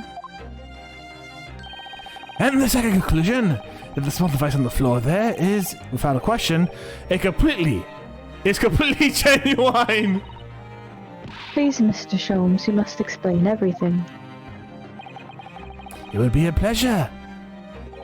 After all, it's a great detective's civic duty to teach Scotland Yard the finer points of the trade. He's pissed. Well, the Gregson seems delighted with the idea anyways. Oh, you deflected the inspector's glare with such fortitude there, Mr. Sholmes. Well done. Mr. Sholmes, come on by. Almost enough for us to forgive you about lying about the death of our friend. Mm-hmm. You're too kind, my dear madame. I hereby dedicate the great deduction to you. Kindly stand there, Mr. Sato. Oh, yes. I'd be delighted. So shall we begin? Once again, Sherlock Sholmes proud to present his logic and reasoning spectacular. Alright, guys. Here's what's gonna happen. Here's what's gonna happen. You're going to have to, because you know what we're gonna do? No! We're gonna take a quick break. Please get through. We're in the deduction now. It's too late. You can't pause. I said so. Oh, fuck. Hold on, wait. Paused. No! Listen. It's either that or I use the restroom halfway through this thing. Fine. Alright, guys. So, we're gonna take a quick break. Check your DMs. I'll check my DMs in a second, Elijah. I promise. I do see I have a whole bunch of DMs now, actually. We're gonna take a quick break, guys. I'll be right back. Katie will be right back. I will see you all in a second. I'm gonna put on the quick 3-minute ad break. That way, anyone who joins on in later will not get any ads. Anything you want to add, Katie? Nope. All right, guys. See you in a bit. Bye, everyone.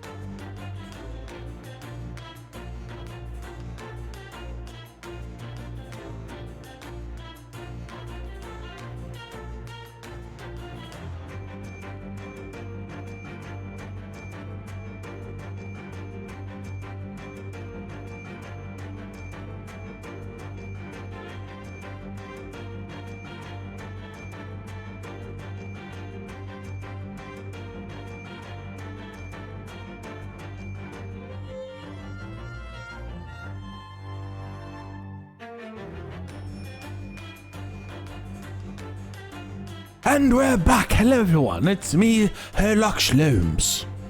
This is my voice permanently from now on. This is how I always speak to you. You'll never hear me speak in another way again. Right. In the middle of the freaking deduction, high point.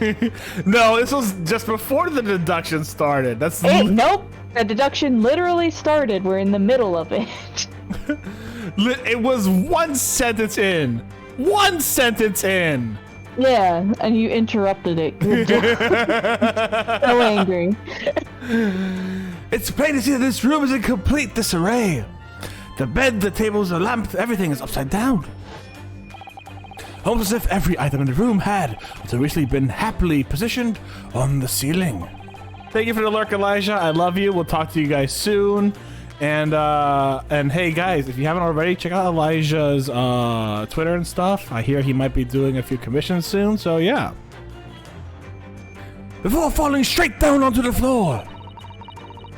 Every item in the room was on the ceiling. Are you suggesting that? Indeed. 43582?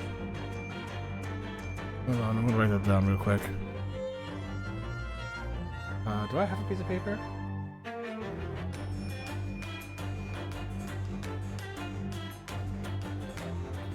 You don't need to write it down now. But it's there. Okay. Do you not see it? It's there. No, I don't. What? What? The key is gravity. Wait, are you saying that he turned off gravity? It would appear that technology that had last succeeded in freeing up this fucking moron. This two-timey man had made an anti-gravity machine. It would appear that technology that has succeeded in freeing us from the great pull of the earth. From the gravity, this room was reversed and then suddenly restored to normality. Goodness. The inverted furniture clearly reveals the truth about the part gravity played in the whole business. I quite understand your skepticism, Mr. Sato. I too was incredulous at first. However, my conviction in my analysis cemented when I observed this. It's a it's a bomb!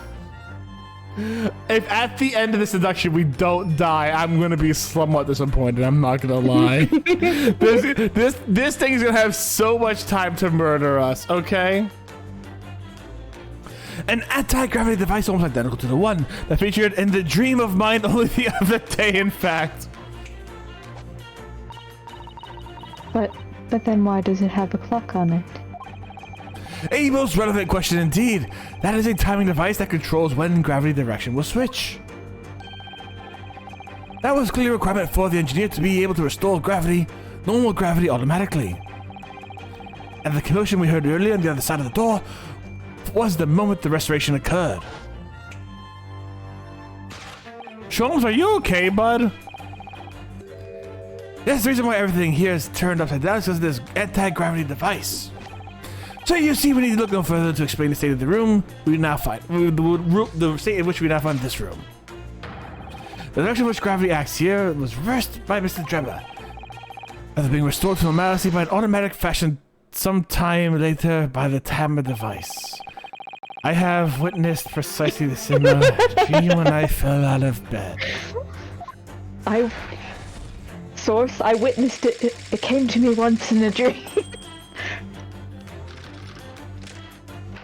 Isn't that like a meme somewhere where it's like there's a footnote or something? It's like, this knowledge was presented to me in a dream. Katie, I'm a little disappointed in Sholmes. I know what he's trying to do. I know he's trying to make us think and us be the smart one by saying stupid shit, but like... Listen, I have headcanons about this, but we'll get to them in a bit. Now let's consider the next conundrum. What is our engineered friend's aim? Indubitably, the greatest clue we have to explain his actions is above our heads. Yes, how's it? Oh. Yes, how is it possible there are footprints all the way up there on the ceiling? Oh, shit. Are you okay? I choked on air for a second. I was about to breathe in because, like, you know, Herlock's voice requires me to go real quick, right? And I did that, and I started choking, and I died. Guys, Goodness. I died. Solve the case of my murder mystery. It was air. A question who's answered less neatly to the truth, my dear madame? The reason there are footprints on the ceiling is because of the nearby skylight. Of course, Trevor's aim was singular, to escape. However, there is no way into this room excepting the skylights, that is. Oh. Whoa, buddy.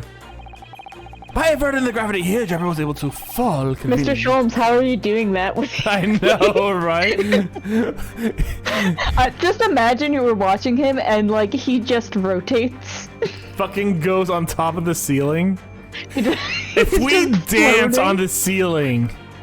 If we dance on the ceiling later, holy shit. Oh my god. And make his escape via the otherwise inaccessible skylight, leaving these footprints on the way. Which is upside down! But the ceiling in here is very high, Mr. Sholmes. I'm sorry, the first thing I'm thinking about, guys, is Fire Emblem 3 houses with fucking, what's his name? Claude Van Fire Emblem, upside down in every fucking promotional piece of media ever. And as such, he's only upside down ever in all the times ever in every piece of fan art ever. It's great. If the gravity reversal was sudden, wouldn't Mr. Deborah have fallen up to the ceiling rather violently?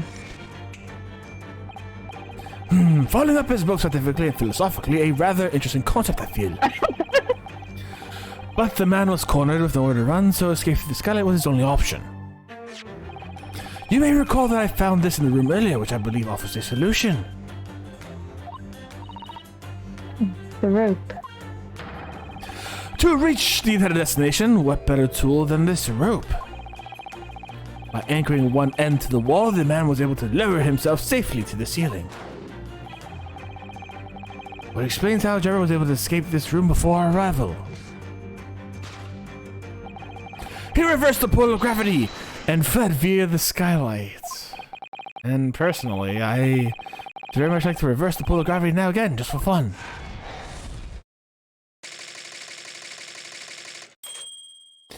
You know what's more believable than that? The fact that Drebber literally turned the room into a rotating, like, room, and the room rotates itself.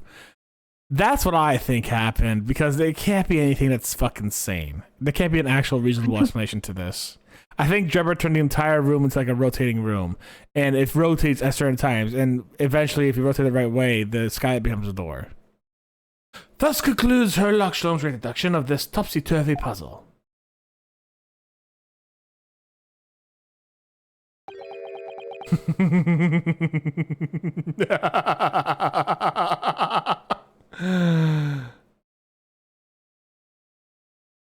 Same.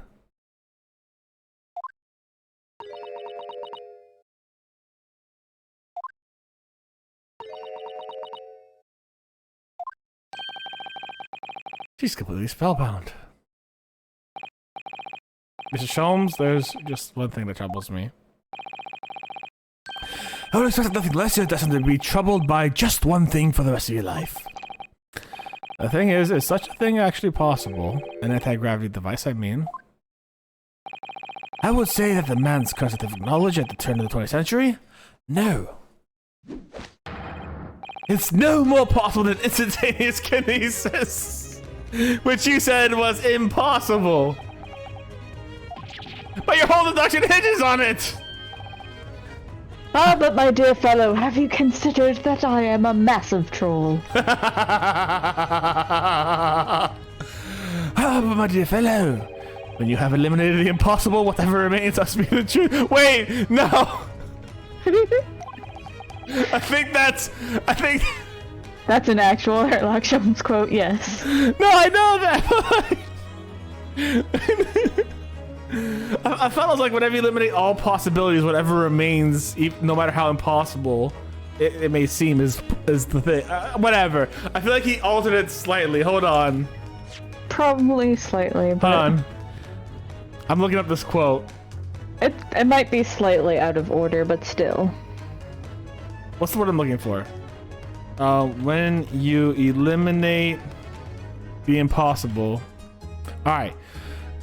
When you have eliminated the impossible, whatever remains, however improbable, must be the truth. And then it says, when you've eliminated the impossible, whatever remains must be the truth. Okay, it's the same thing. Never mind. However improbable it may seem. I thought he was going... So he does swipe the order slightly. I thought... No, I see the thing. I had no doubt that the order would be slightly off, you know, because it's a rendition, basically. Like, you know, they're doing a new thing. I was just curious if he had fucking been, like, you know... oppositing it, like, oh yeah, I'm making it so that it's like the impossible is the fact, you know what I'm saying? But like, anyways, I thought he was just fucking around with us.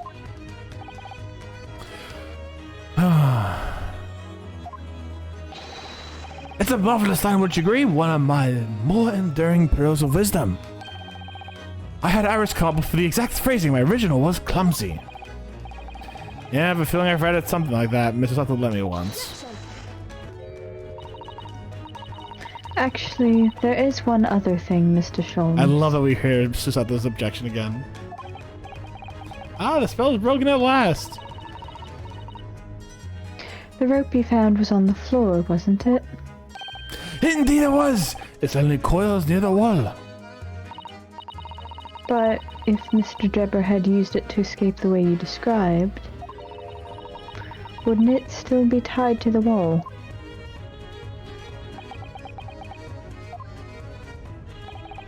Mysteries inevitably unravel in the end, as I think you'll find do ropes. As is evidence of such, when you look at the mystery we face in this room, now skillfully unraveled. The darkness circulars the coils of the rope.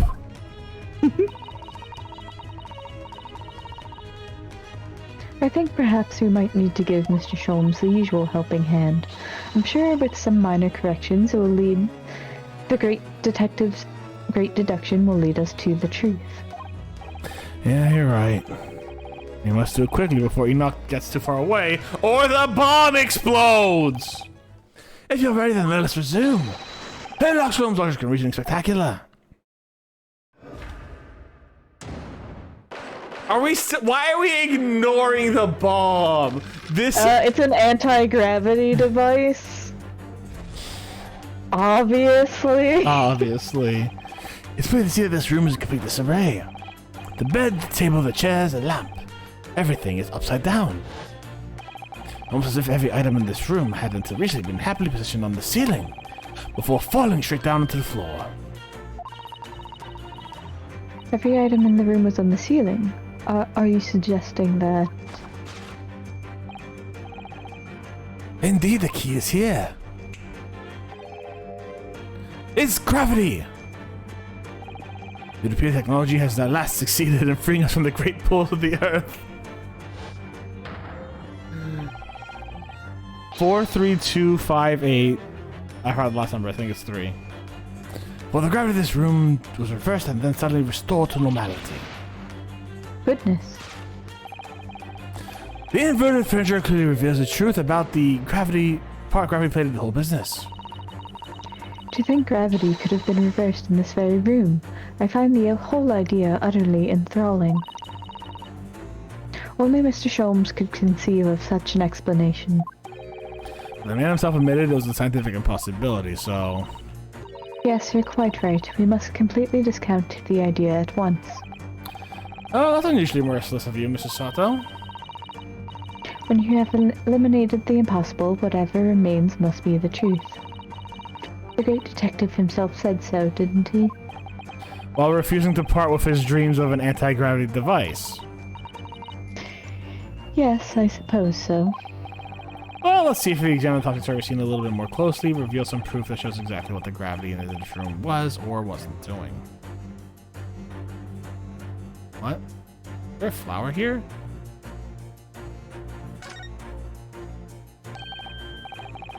Well, it's not something to find a pretty bunch of flowers here, that's for sure. Ah, look at that. I know that slender little vase looks about to topple any moment, but the flowers are thriving. That makes you think of fragility of life. What did she say?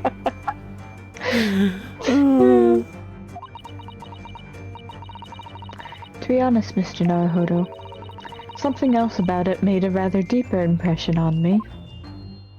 What?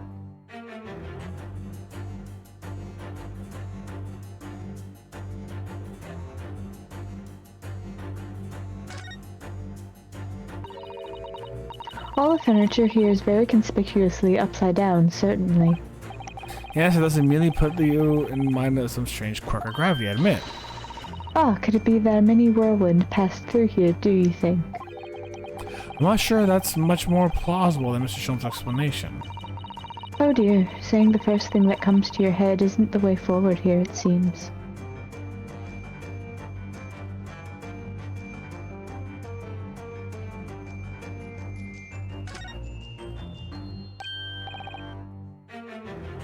Ah, look, Mr. Sato. But everything else seems to be upside down in here. It's conspicuously the right way up. Have you noticed? Yes, that's true. But look more closely at the safe's feet. Oh, that's a lot of very large bolts fixing to the floor. Think before you speak, that's what you wanted to say, isn't it? I really put my foot in my mouth there. I certainly didn't say that.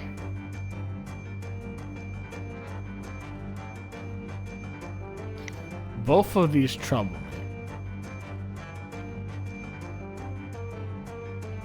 What breaks the laws of Sholbian's gravity theory? Take that!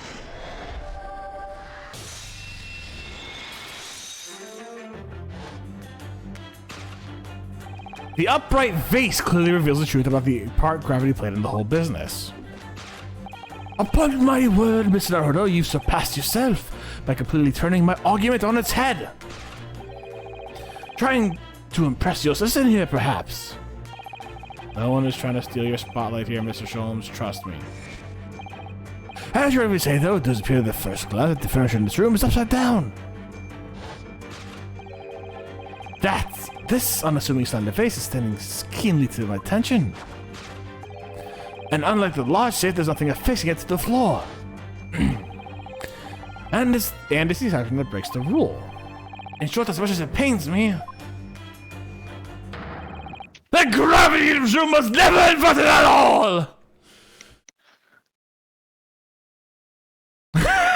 There, Mr. Mr. Sholmes. I understand your pain, it's okay. I just love at this man's entire deduction fucking went to shit in the first moment that we had a chance to. My deepest sympathies for your loss. Oh, poor Mr. Sholmes. She's crying. But the show must go.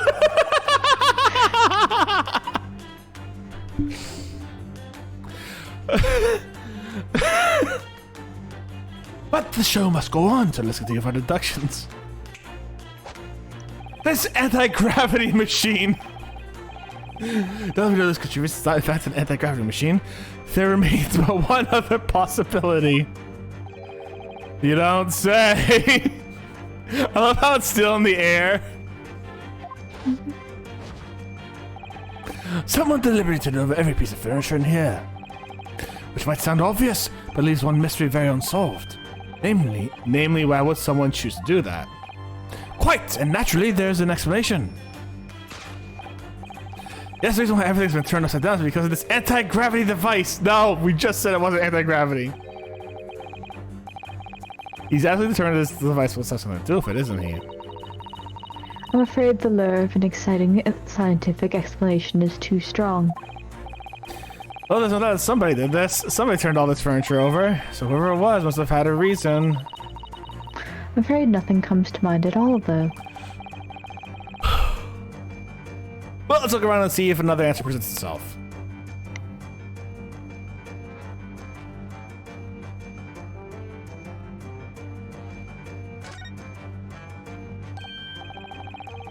Oh, there's something written on the other side of this armchair. Oh yes, safe. 432582. Safe, as in safe and secure. As in secure lockable box, I think. Admittedly, more likely. Well, there's a large safe bolted to the floor on the other side of the room, so yes. You mean this number would let us open it? I wonder why it's written here, though.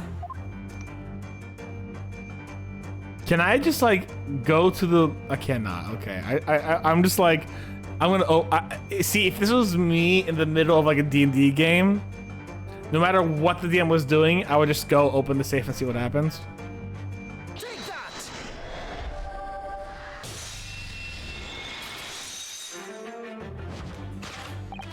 Yes, the reason why everything here has been turned upside down is because of the safe combination. Precisely, I believe, Mr. Naruto. You had a very similar experience once, did you not? Yeah, last year. When I bought a lottery ticket and noted that the ticket number had been down the... Wait, what?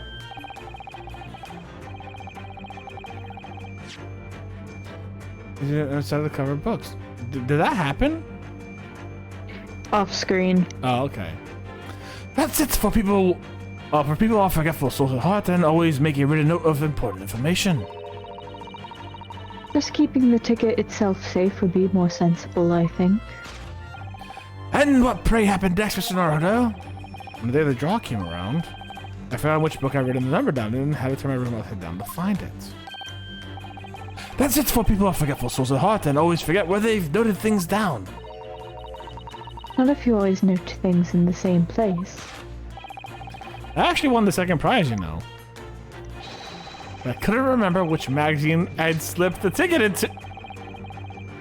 Thank you, Mr. Naruto, but I believe I've proved my point now. Which is the very similar scenario which certainly unfolded in this room. Finding himself requiring access to the safe, the occupant of this room needed a combination code. He remembered he'd written the safe on the other side of a piece of furniture, but forgot which one, leading into the safe that we would just find the room. Yes, Mr. Trevor overturned the furniture in here, in a desperate hurry, to locate the combination code that would unlock the safe.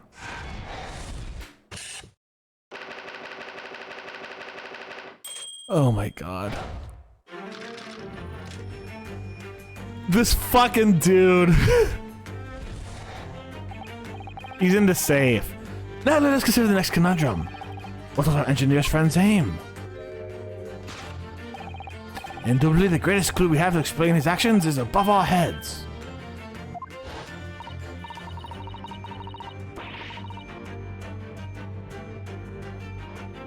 Yes, how is it possible that there are footprints all the way up there on the ceiling? A question whose answer will lead us nearly to the truth, my dear madame.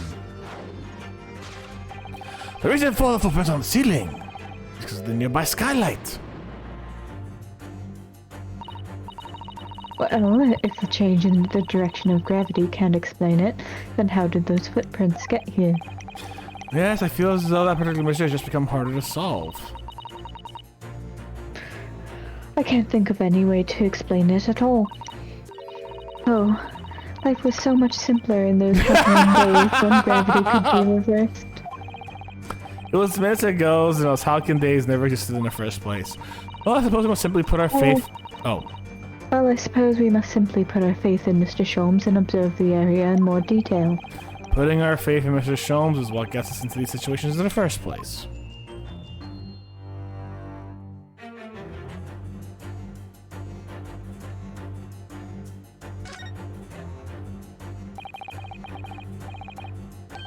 This is a gas balloon, isn't it? It's tiny, but it seems to be a real balloon.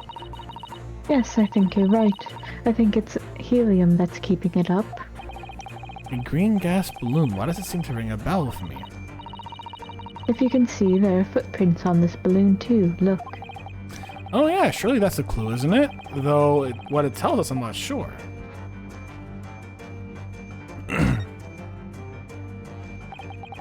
It's hard to believe, but there's a shoe up there. Look. Oh yes, and there are more footprints on this little balloon too. So you guys could look on top of a ceiling, but couldn't stand up to look at a guy's face that was a fucking wax figure? Well, you see, Mr. Sholmes has reverse gravity to allow us to fly on up.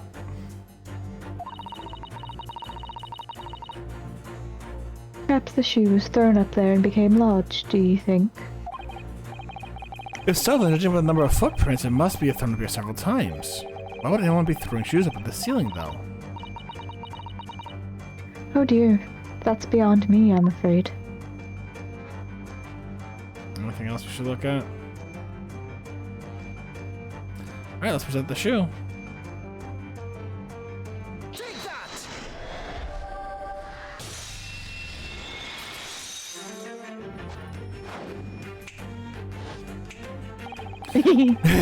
Two stabs. I love the zooms.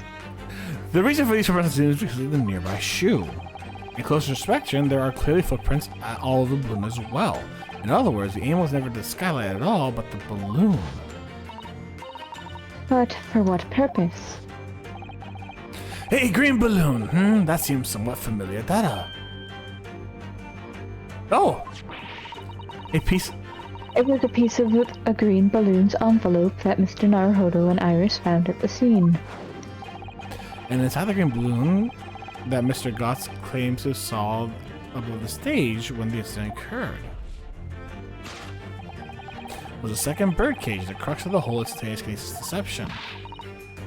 You mean to say? If we assume the balloon here is a model of the one used on that day, a strong possibility that something may be concealed inside of it. Something our absconder was desperate to retrieve before making a hasty getaway. But the balloon's out of reach. Hence why I resorted to a projectile, namely the shoe. Most probably Trevor intended to tear a hole in the envelope by sealing it with a shoe. However, his efforts were thwarted when the shoe itself became a prisoner of those lofty heights. Oh dear. We desperately need to examine that balloon. Gina, shoot it. If only there was some way we could see inside. You may recall that I found this in the room earlier, which I believe offers a solution. Oh, the rope. To reach the intended destination, what better tool than this rope? Mr. Sholmes has managed to bring the deduction back to the rope. Alright, I have to admit, that was clever. So we just throw the rope up to the balloon and then pull it down to us on the ground? Which is much easier said than done, I feel, and could take a very long time as well. True. Perhaps we need a more surefire method. In fact, you already have one, of course, don't we?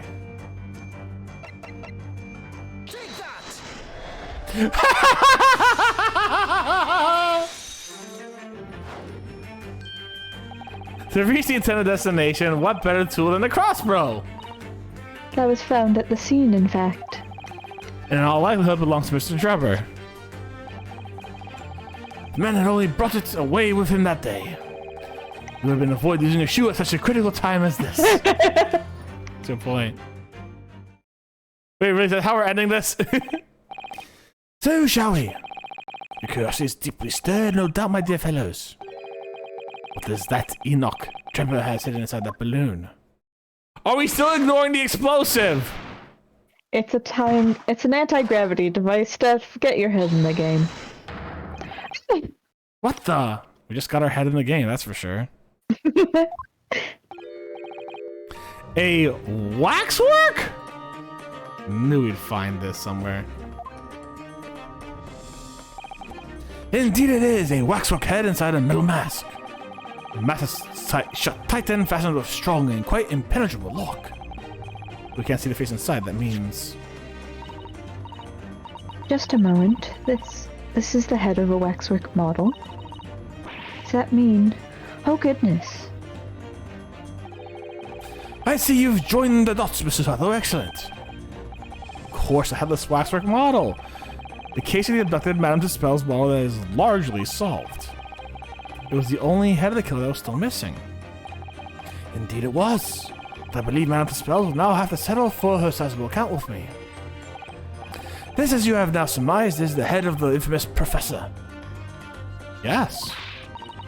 But why is it here? This conclusively confirms my suspicions. The man responsible for stealing the Professor from Madame Dispel's and returning it, sans tete, earlier today, was none other than Enoch Trevor. This is I incredible. think it sends Tete? I think it's Tet. Tet. I'm not. Yeah. Sans Tet.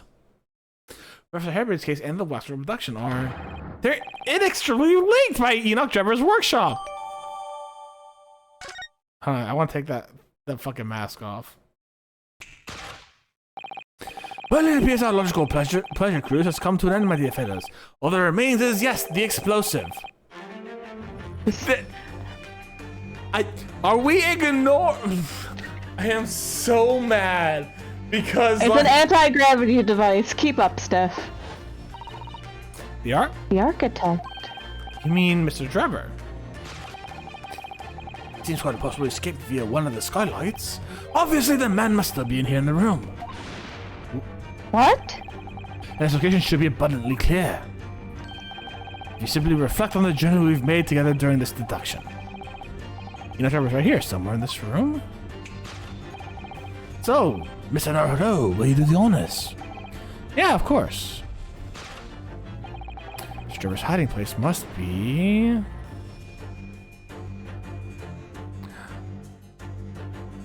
the anti-gravity machine. Wow, I'm very small and hidden inside the anti-gravity machine. Cupboard. Oh, there's only like 2 places that come up. Alright, anyways. They're like, you know. We all know you know. Yeah. Let's not dance around the subject. Before we gain access to this back room, we heard noises from in here. Which tells us that the engineer was still in the building at that point. He was in fact searching for the combination to a safe. And pressed for time, he made no attempt to write furniture he overturned in the process, from which we can deduce that his search for the combination happened very recently indeed. In summary, Mr. Enoch Drebber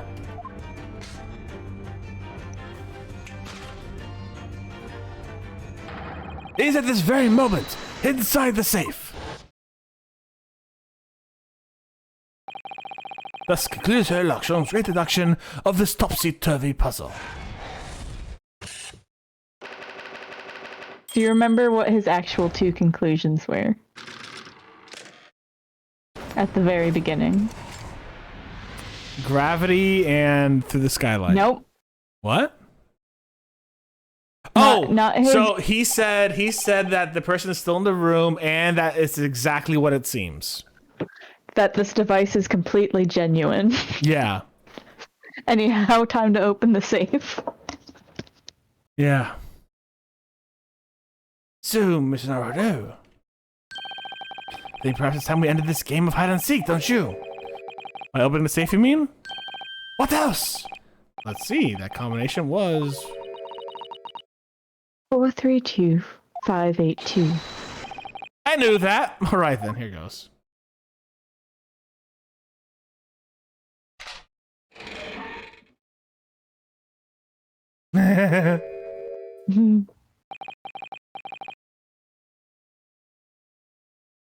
You found me.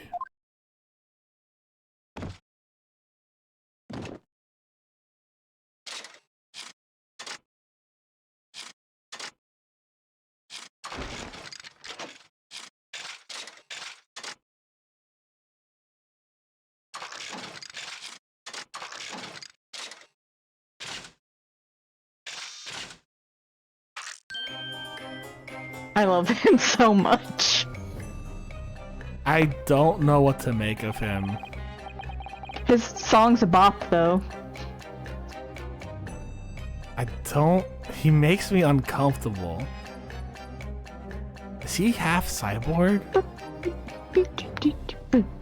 Alright then, sir, Mr. Enoch Drebber, I presume. Correct. You better start talking. You took Professor Harebrain that bogus machine you built. And you shall have to explain the theft of the waxwork from Madame Tuspel's as well. Whilst I would be delighted to answer your many questions. Beep boop bop. Personally, I would advise that you deactivate my little parcel first. Deactivate? Your parcel? I refer, of course, to the time bomb. I left in the most prominent position. Ah! Ha, ha, ha. I see. Stunned silence. You are all gearing up to die with me then. No. Sholmes, you fucking idiot. Mr. Sholmes, with only 7 seconds Oh to my spare. god! That was too close for comfort. I've got 1 foot in the grave already. And you're trying to help us get the killer, get us killed! Mr. Sholmes' deductions can be completely life-altering, can't they? Well, my dear fellows, that was a close shave. The resemblance to an anti-gravity device is really quite startling, I must say. Anti-gravity devices don't exist. Wow, Susato's sick of your shit, Sholmes. That's a first. Ooh, I wouldn't push it, Mr. Sholmes.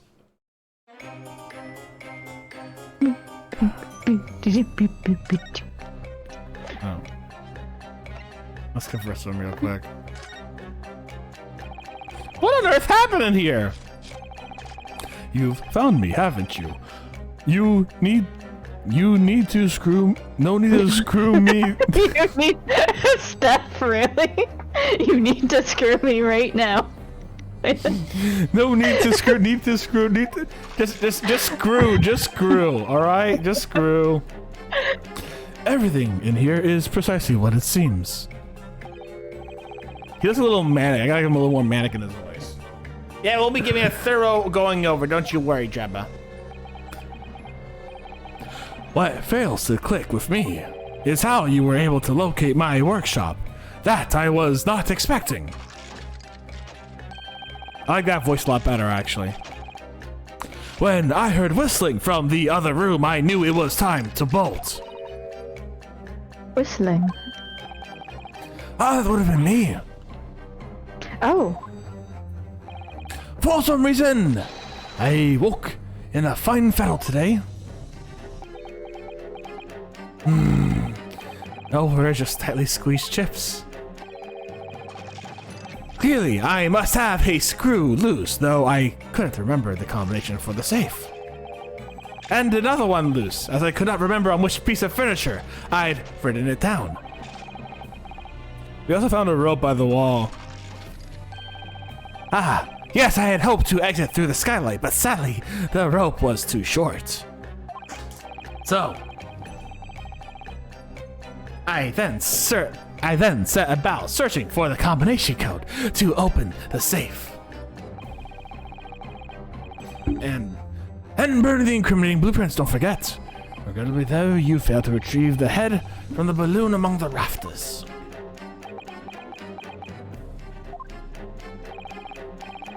And that's how you hid yourself in the safe, having first had this parcel ticking. Well, I had no intention of being nailed by the police. Just screwed by them. I got Death Wish, have you, hiding right beside a ticking time bomb. Please, why do you suppose I chose to hide inside the safe? How much of his body is robotic? Because this guy's just basically Anakin Skywalker at this point, huh?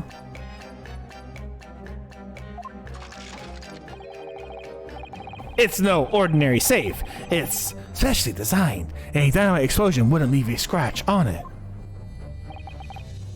So in fact the safe was the only safe place. Precisely. Once you'd climbed inside, you wouldn't have been able to get out again. I invite you to look more closely. The safe is fitted with a handle on the inside, allowing the door to be locked from within. So it is. I had always intended to blow this place to smithers in any case. I just wasn't expecting uninvited guests to come along and screw up my plans. Do you mean to say you were planning on blowing us all up? No. That was unforeseen. What do you mean?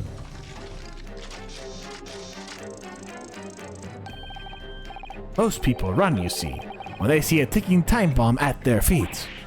I calculated the time required for retreat to a safe distance and set the device accordingly.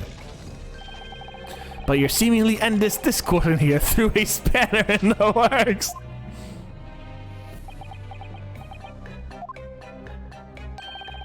Is something wrong, Gregson? Do I have something on my face besides the usual eyes, ears, nose, and mouth?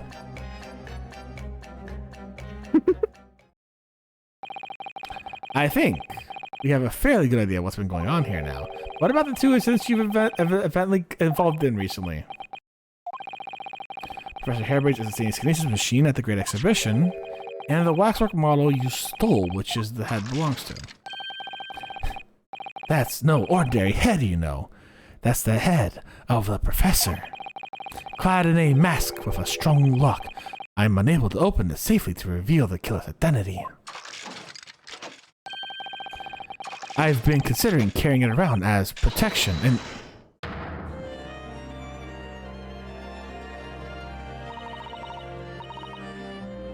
What's going on here, Gregson? I'm sure you're aware that I have sole jurisdiction to investigate here. Yes, well, Dr. Scythe again from the forensics teams are here. And you know full well that this engineer is a key witness. Why are you allowing this lawyer access to him? If Lord Strongheart knew of this, you'd be finished. You lot, leave at once. My dear madame, there's no need for such a threatening tone, I assure you. After all, that's no way to greet an old acquaintance, is it, Dr. Scythe? Hello, Sholmes. Mr. Sholmes knows Dr. Scythe?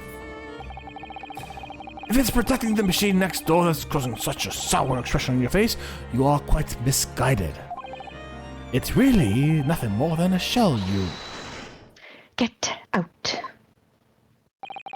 But of course, we'll show ourselves the door. I see you haven't softened at all. Miss Naruto?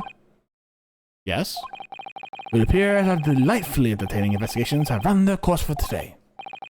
But Mr. Sholmes!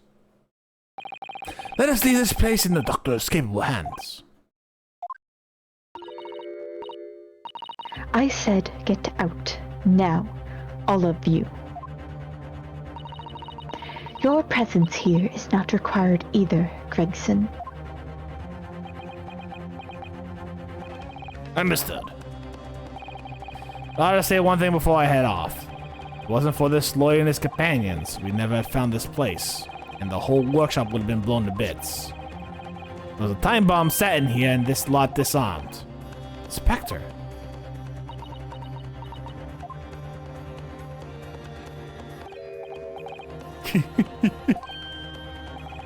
Something giving you a chuckle, has it, Drebba? So sorry, didn't mean to offend. You're quite right, of course. You did disarm the time bomb, didn't you? Yes, you did disarm that one. Oh shit. Eh? What are you... That one? You mean... Oh shit.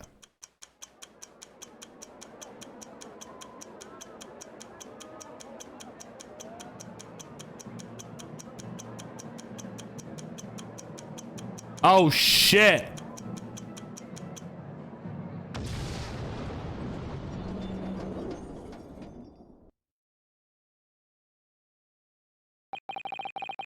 It was an hour that we heard the news of the enormous explosion that ripped through the experimentation stage at the Great Exhibition. Professor Harebrain's invention and all of its secrets were blown away forever.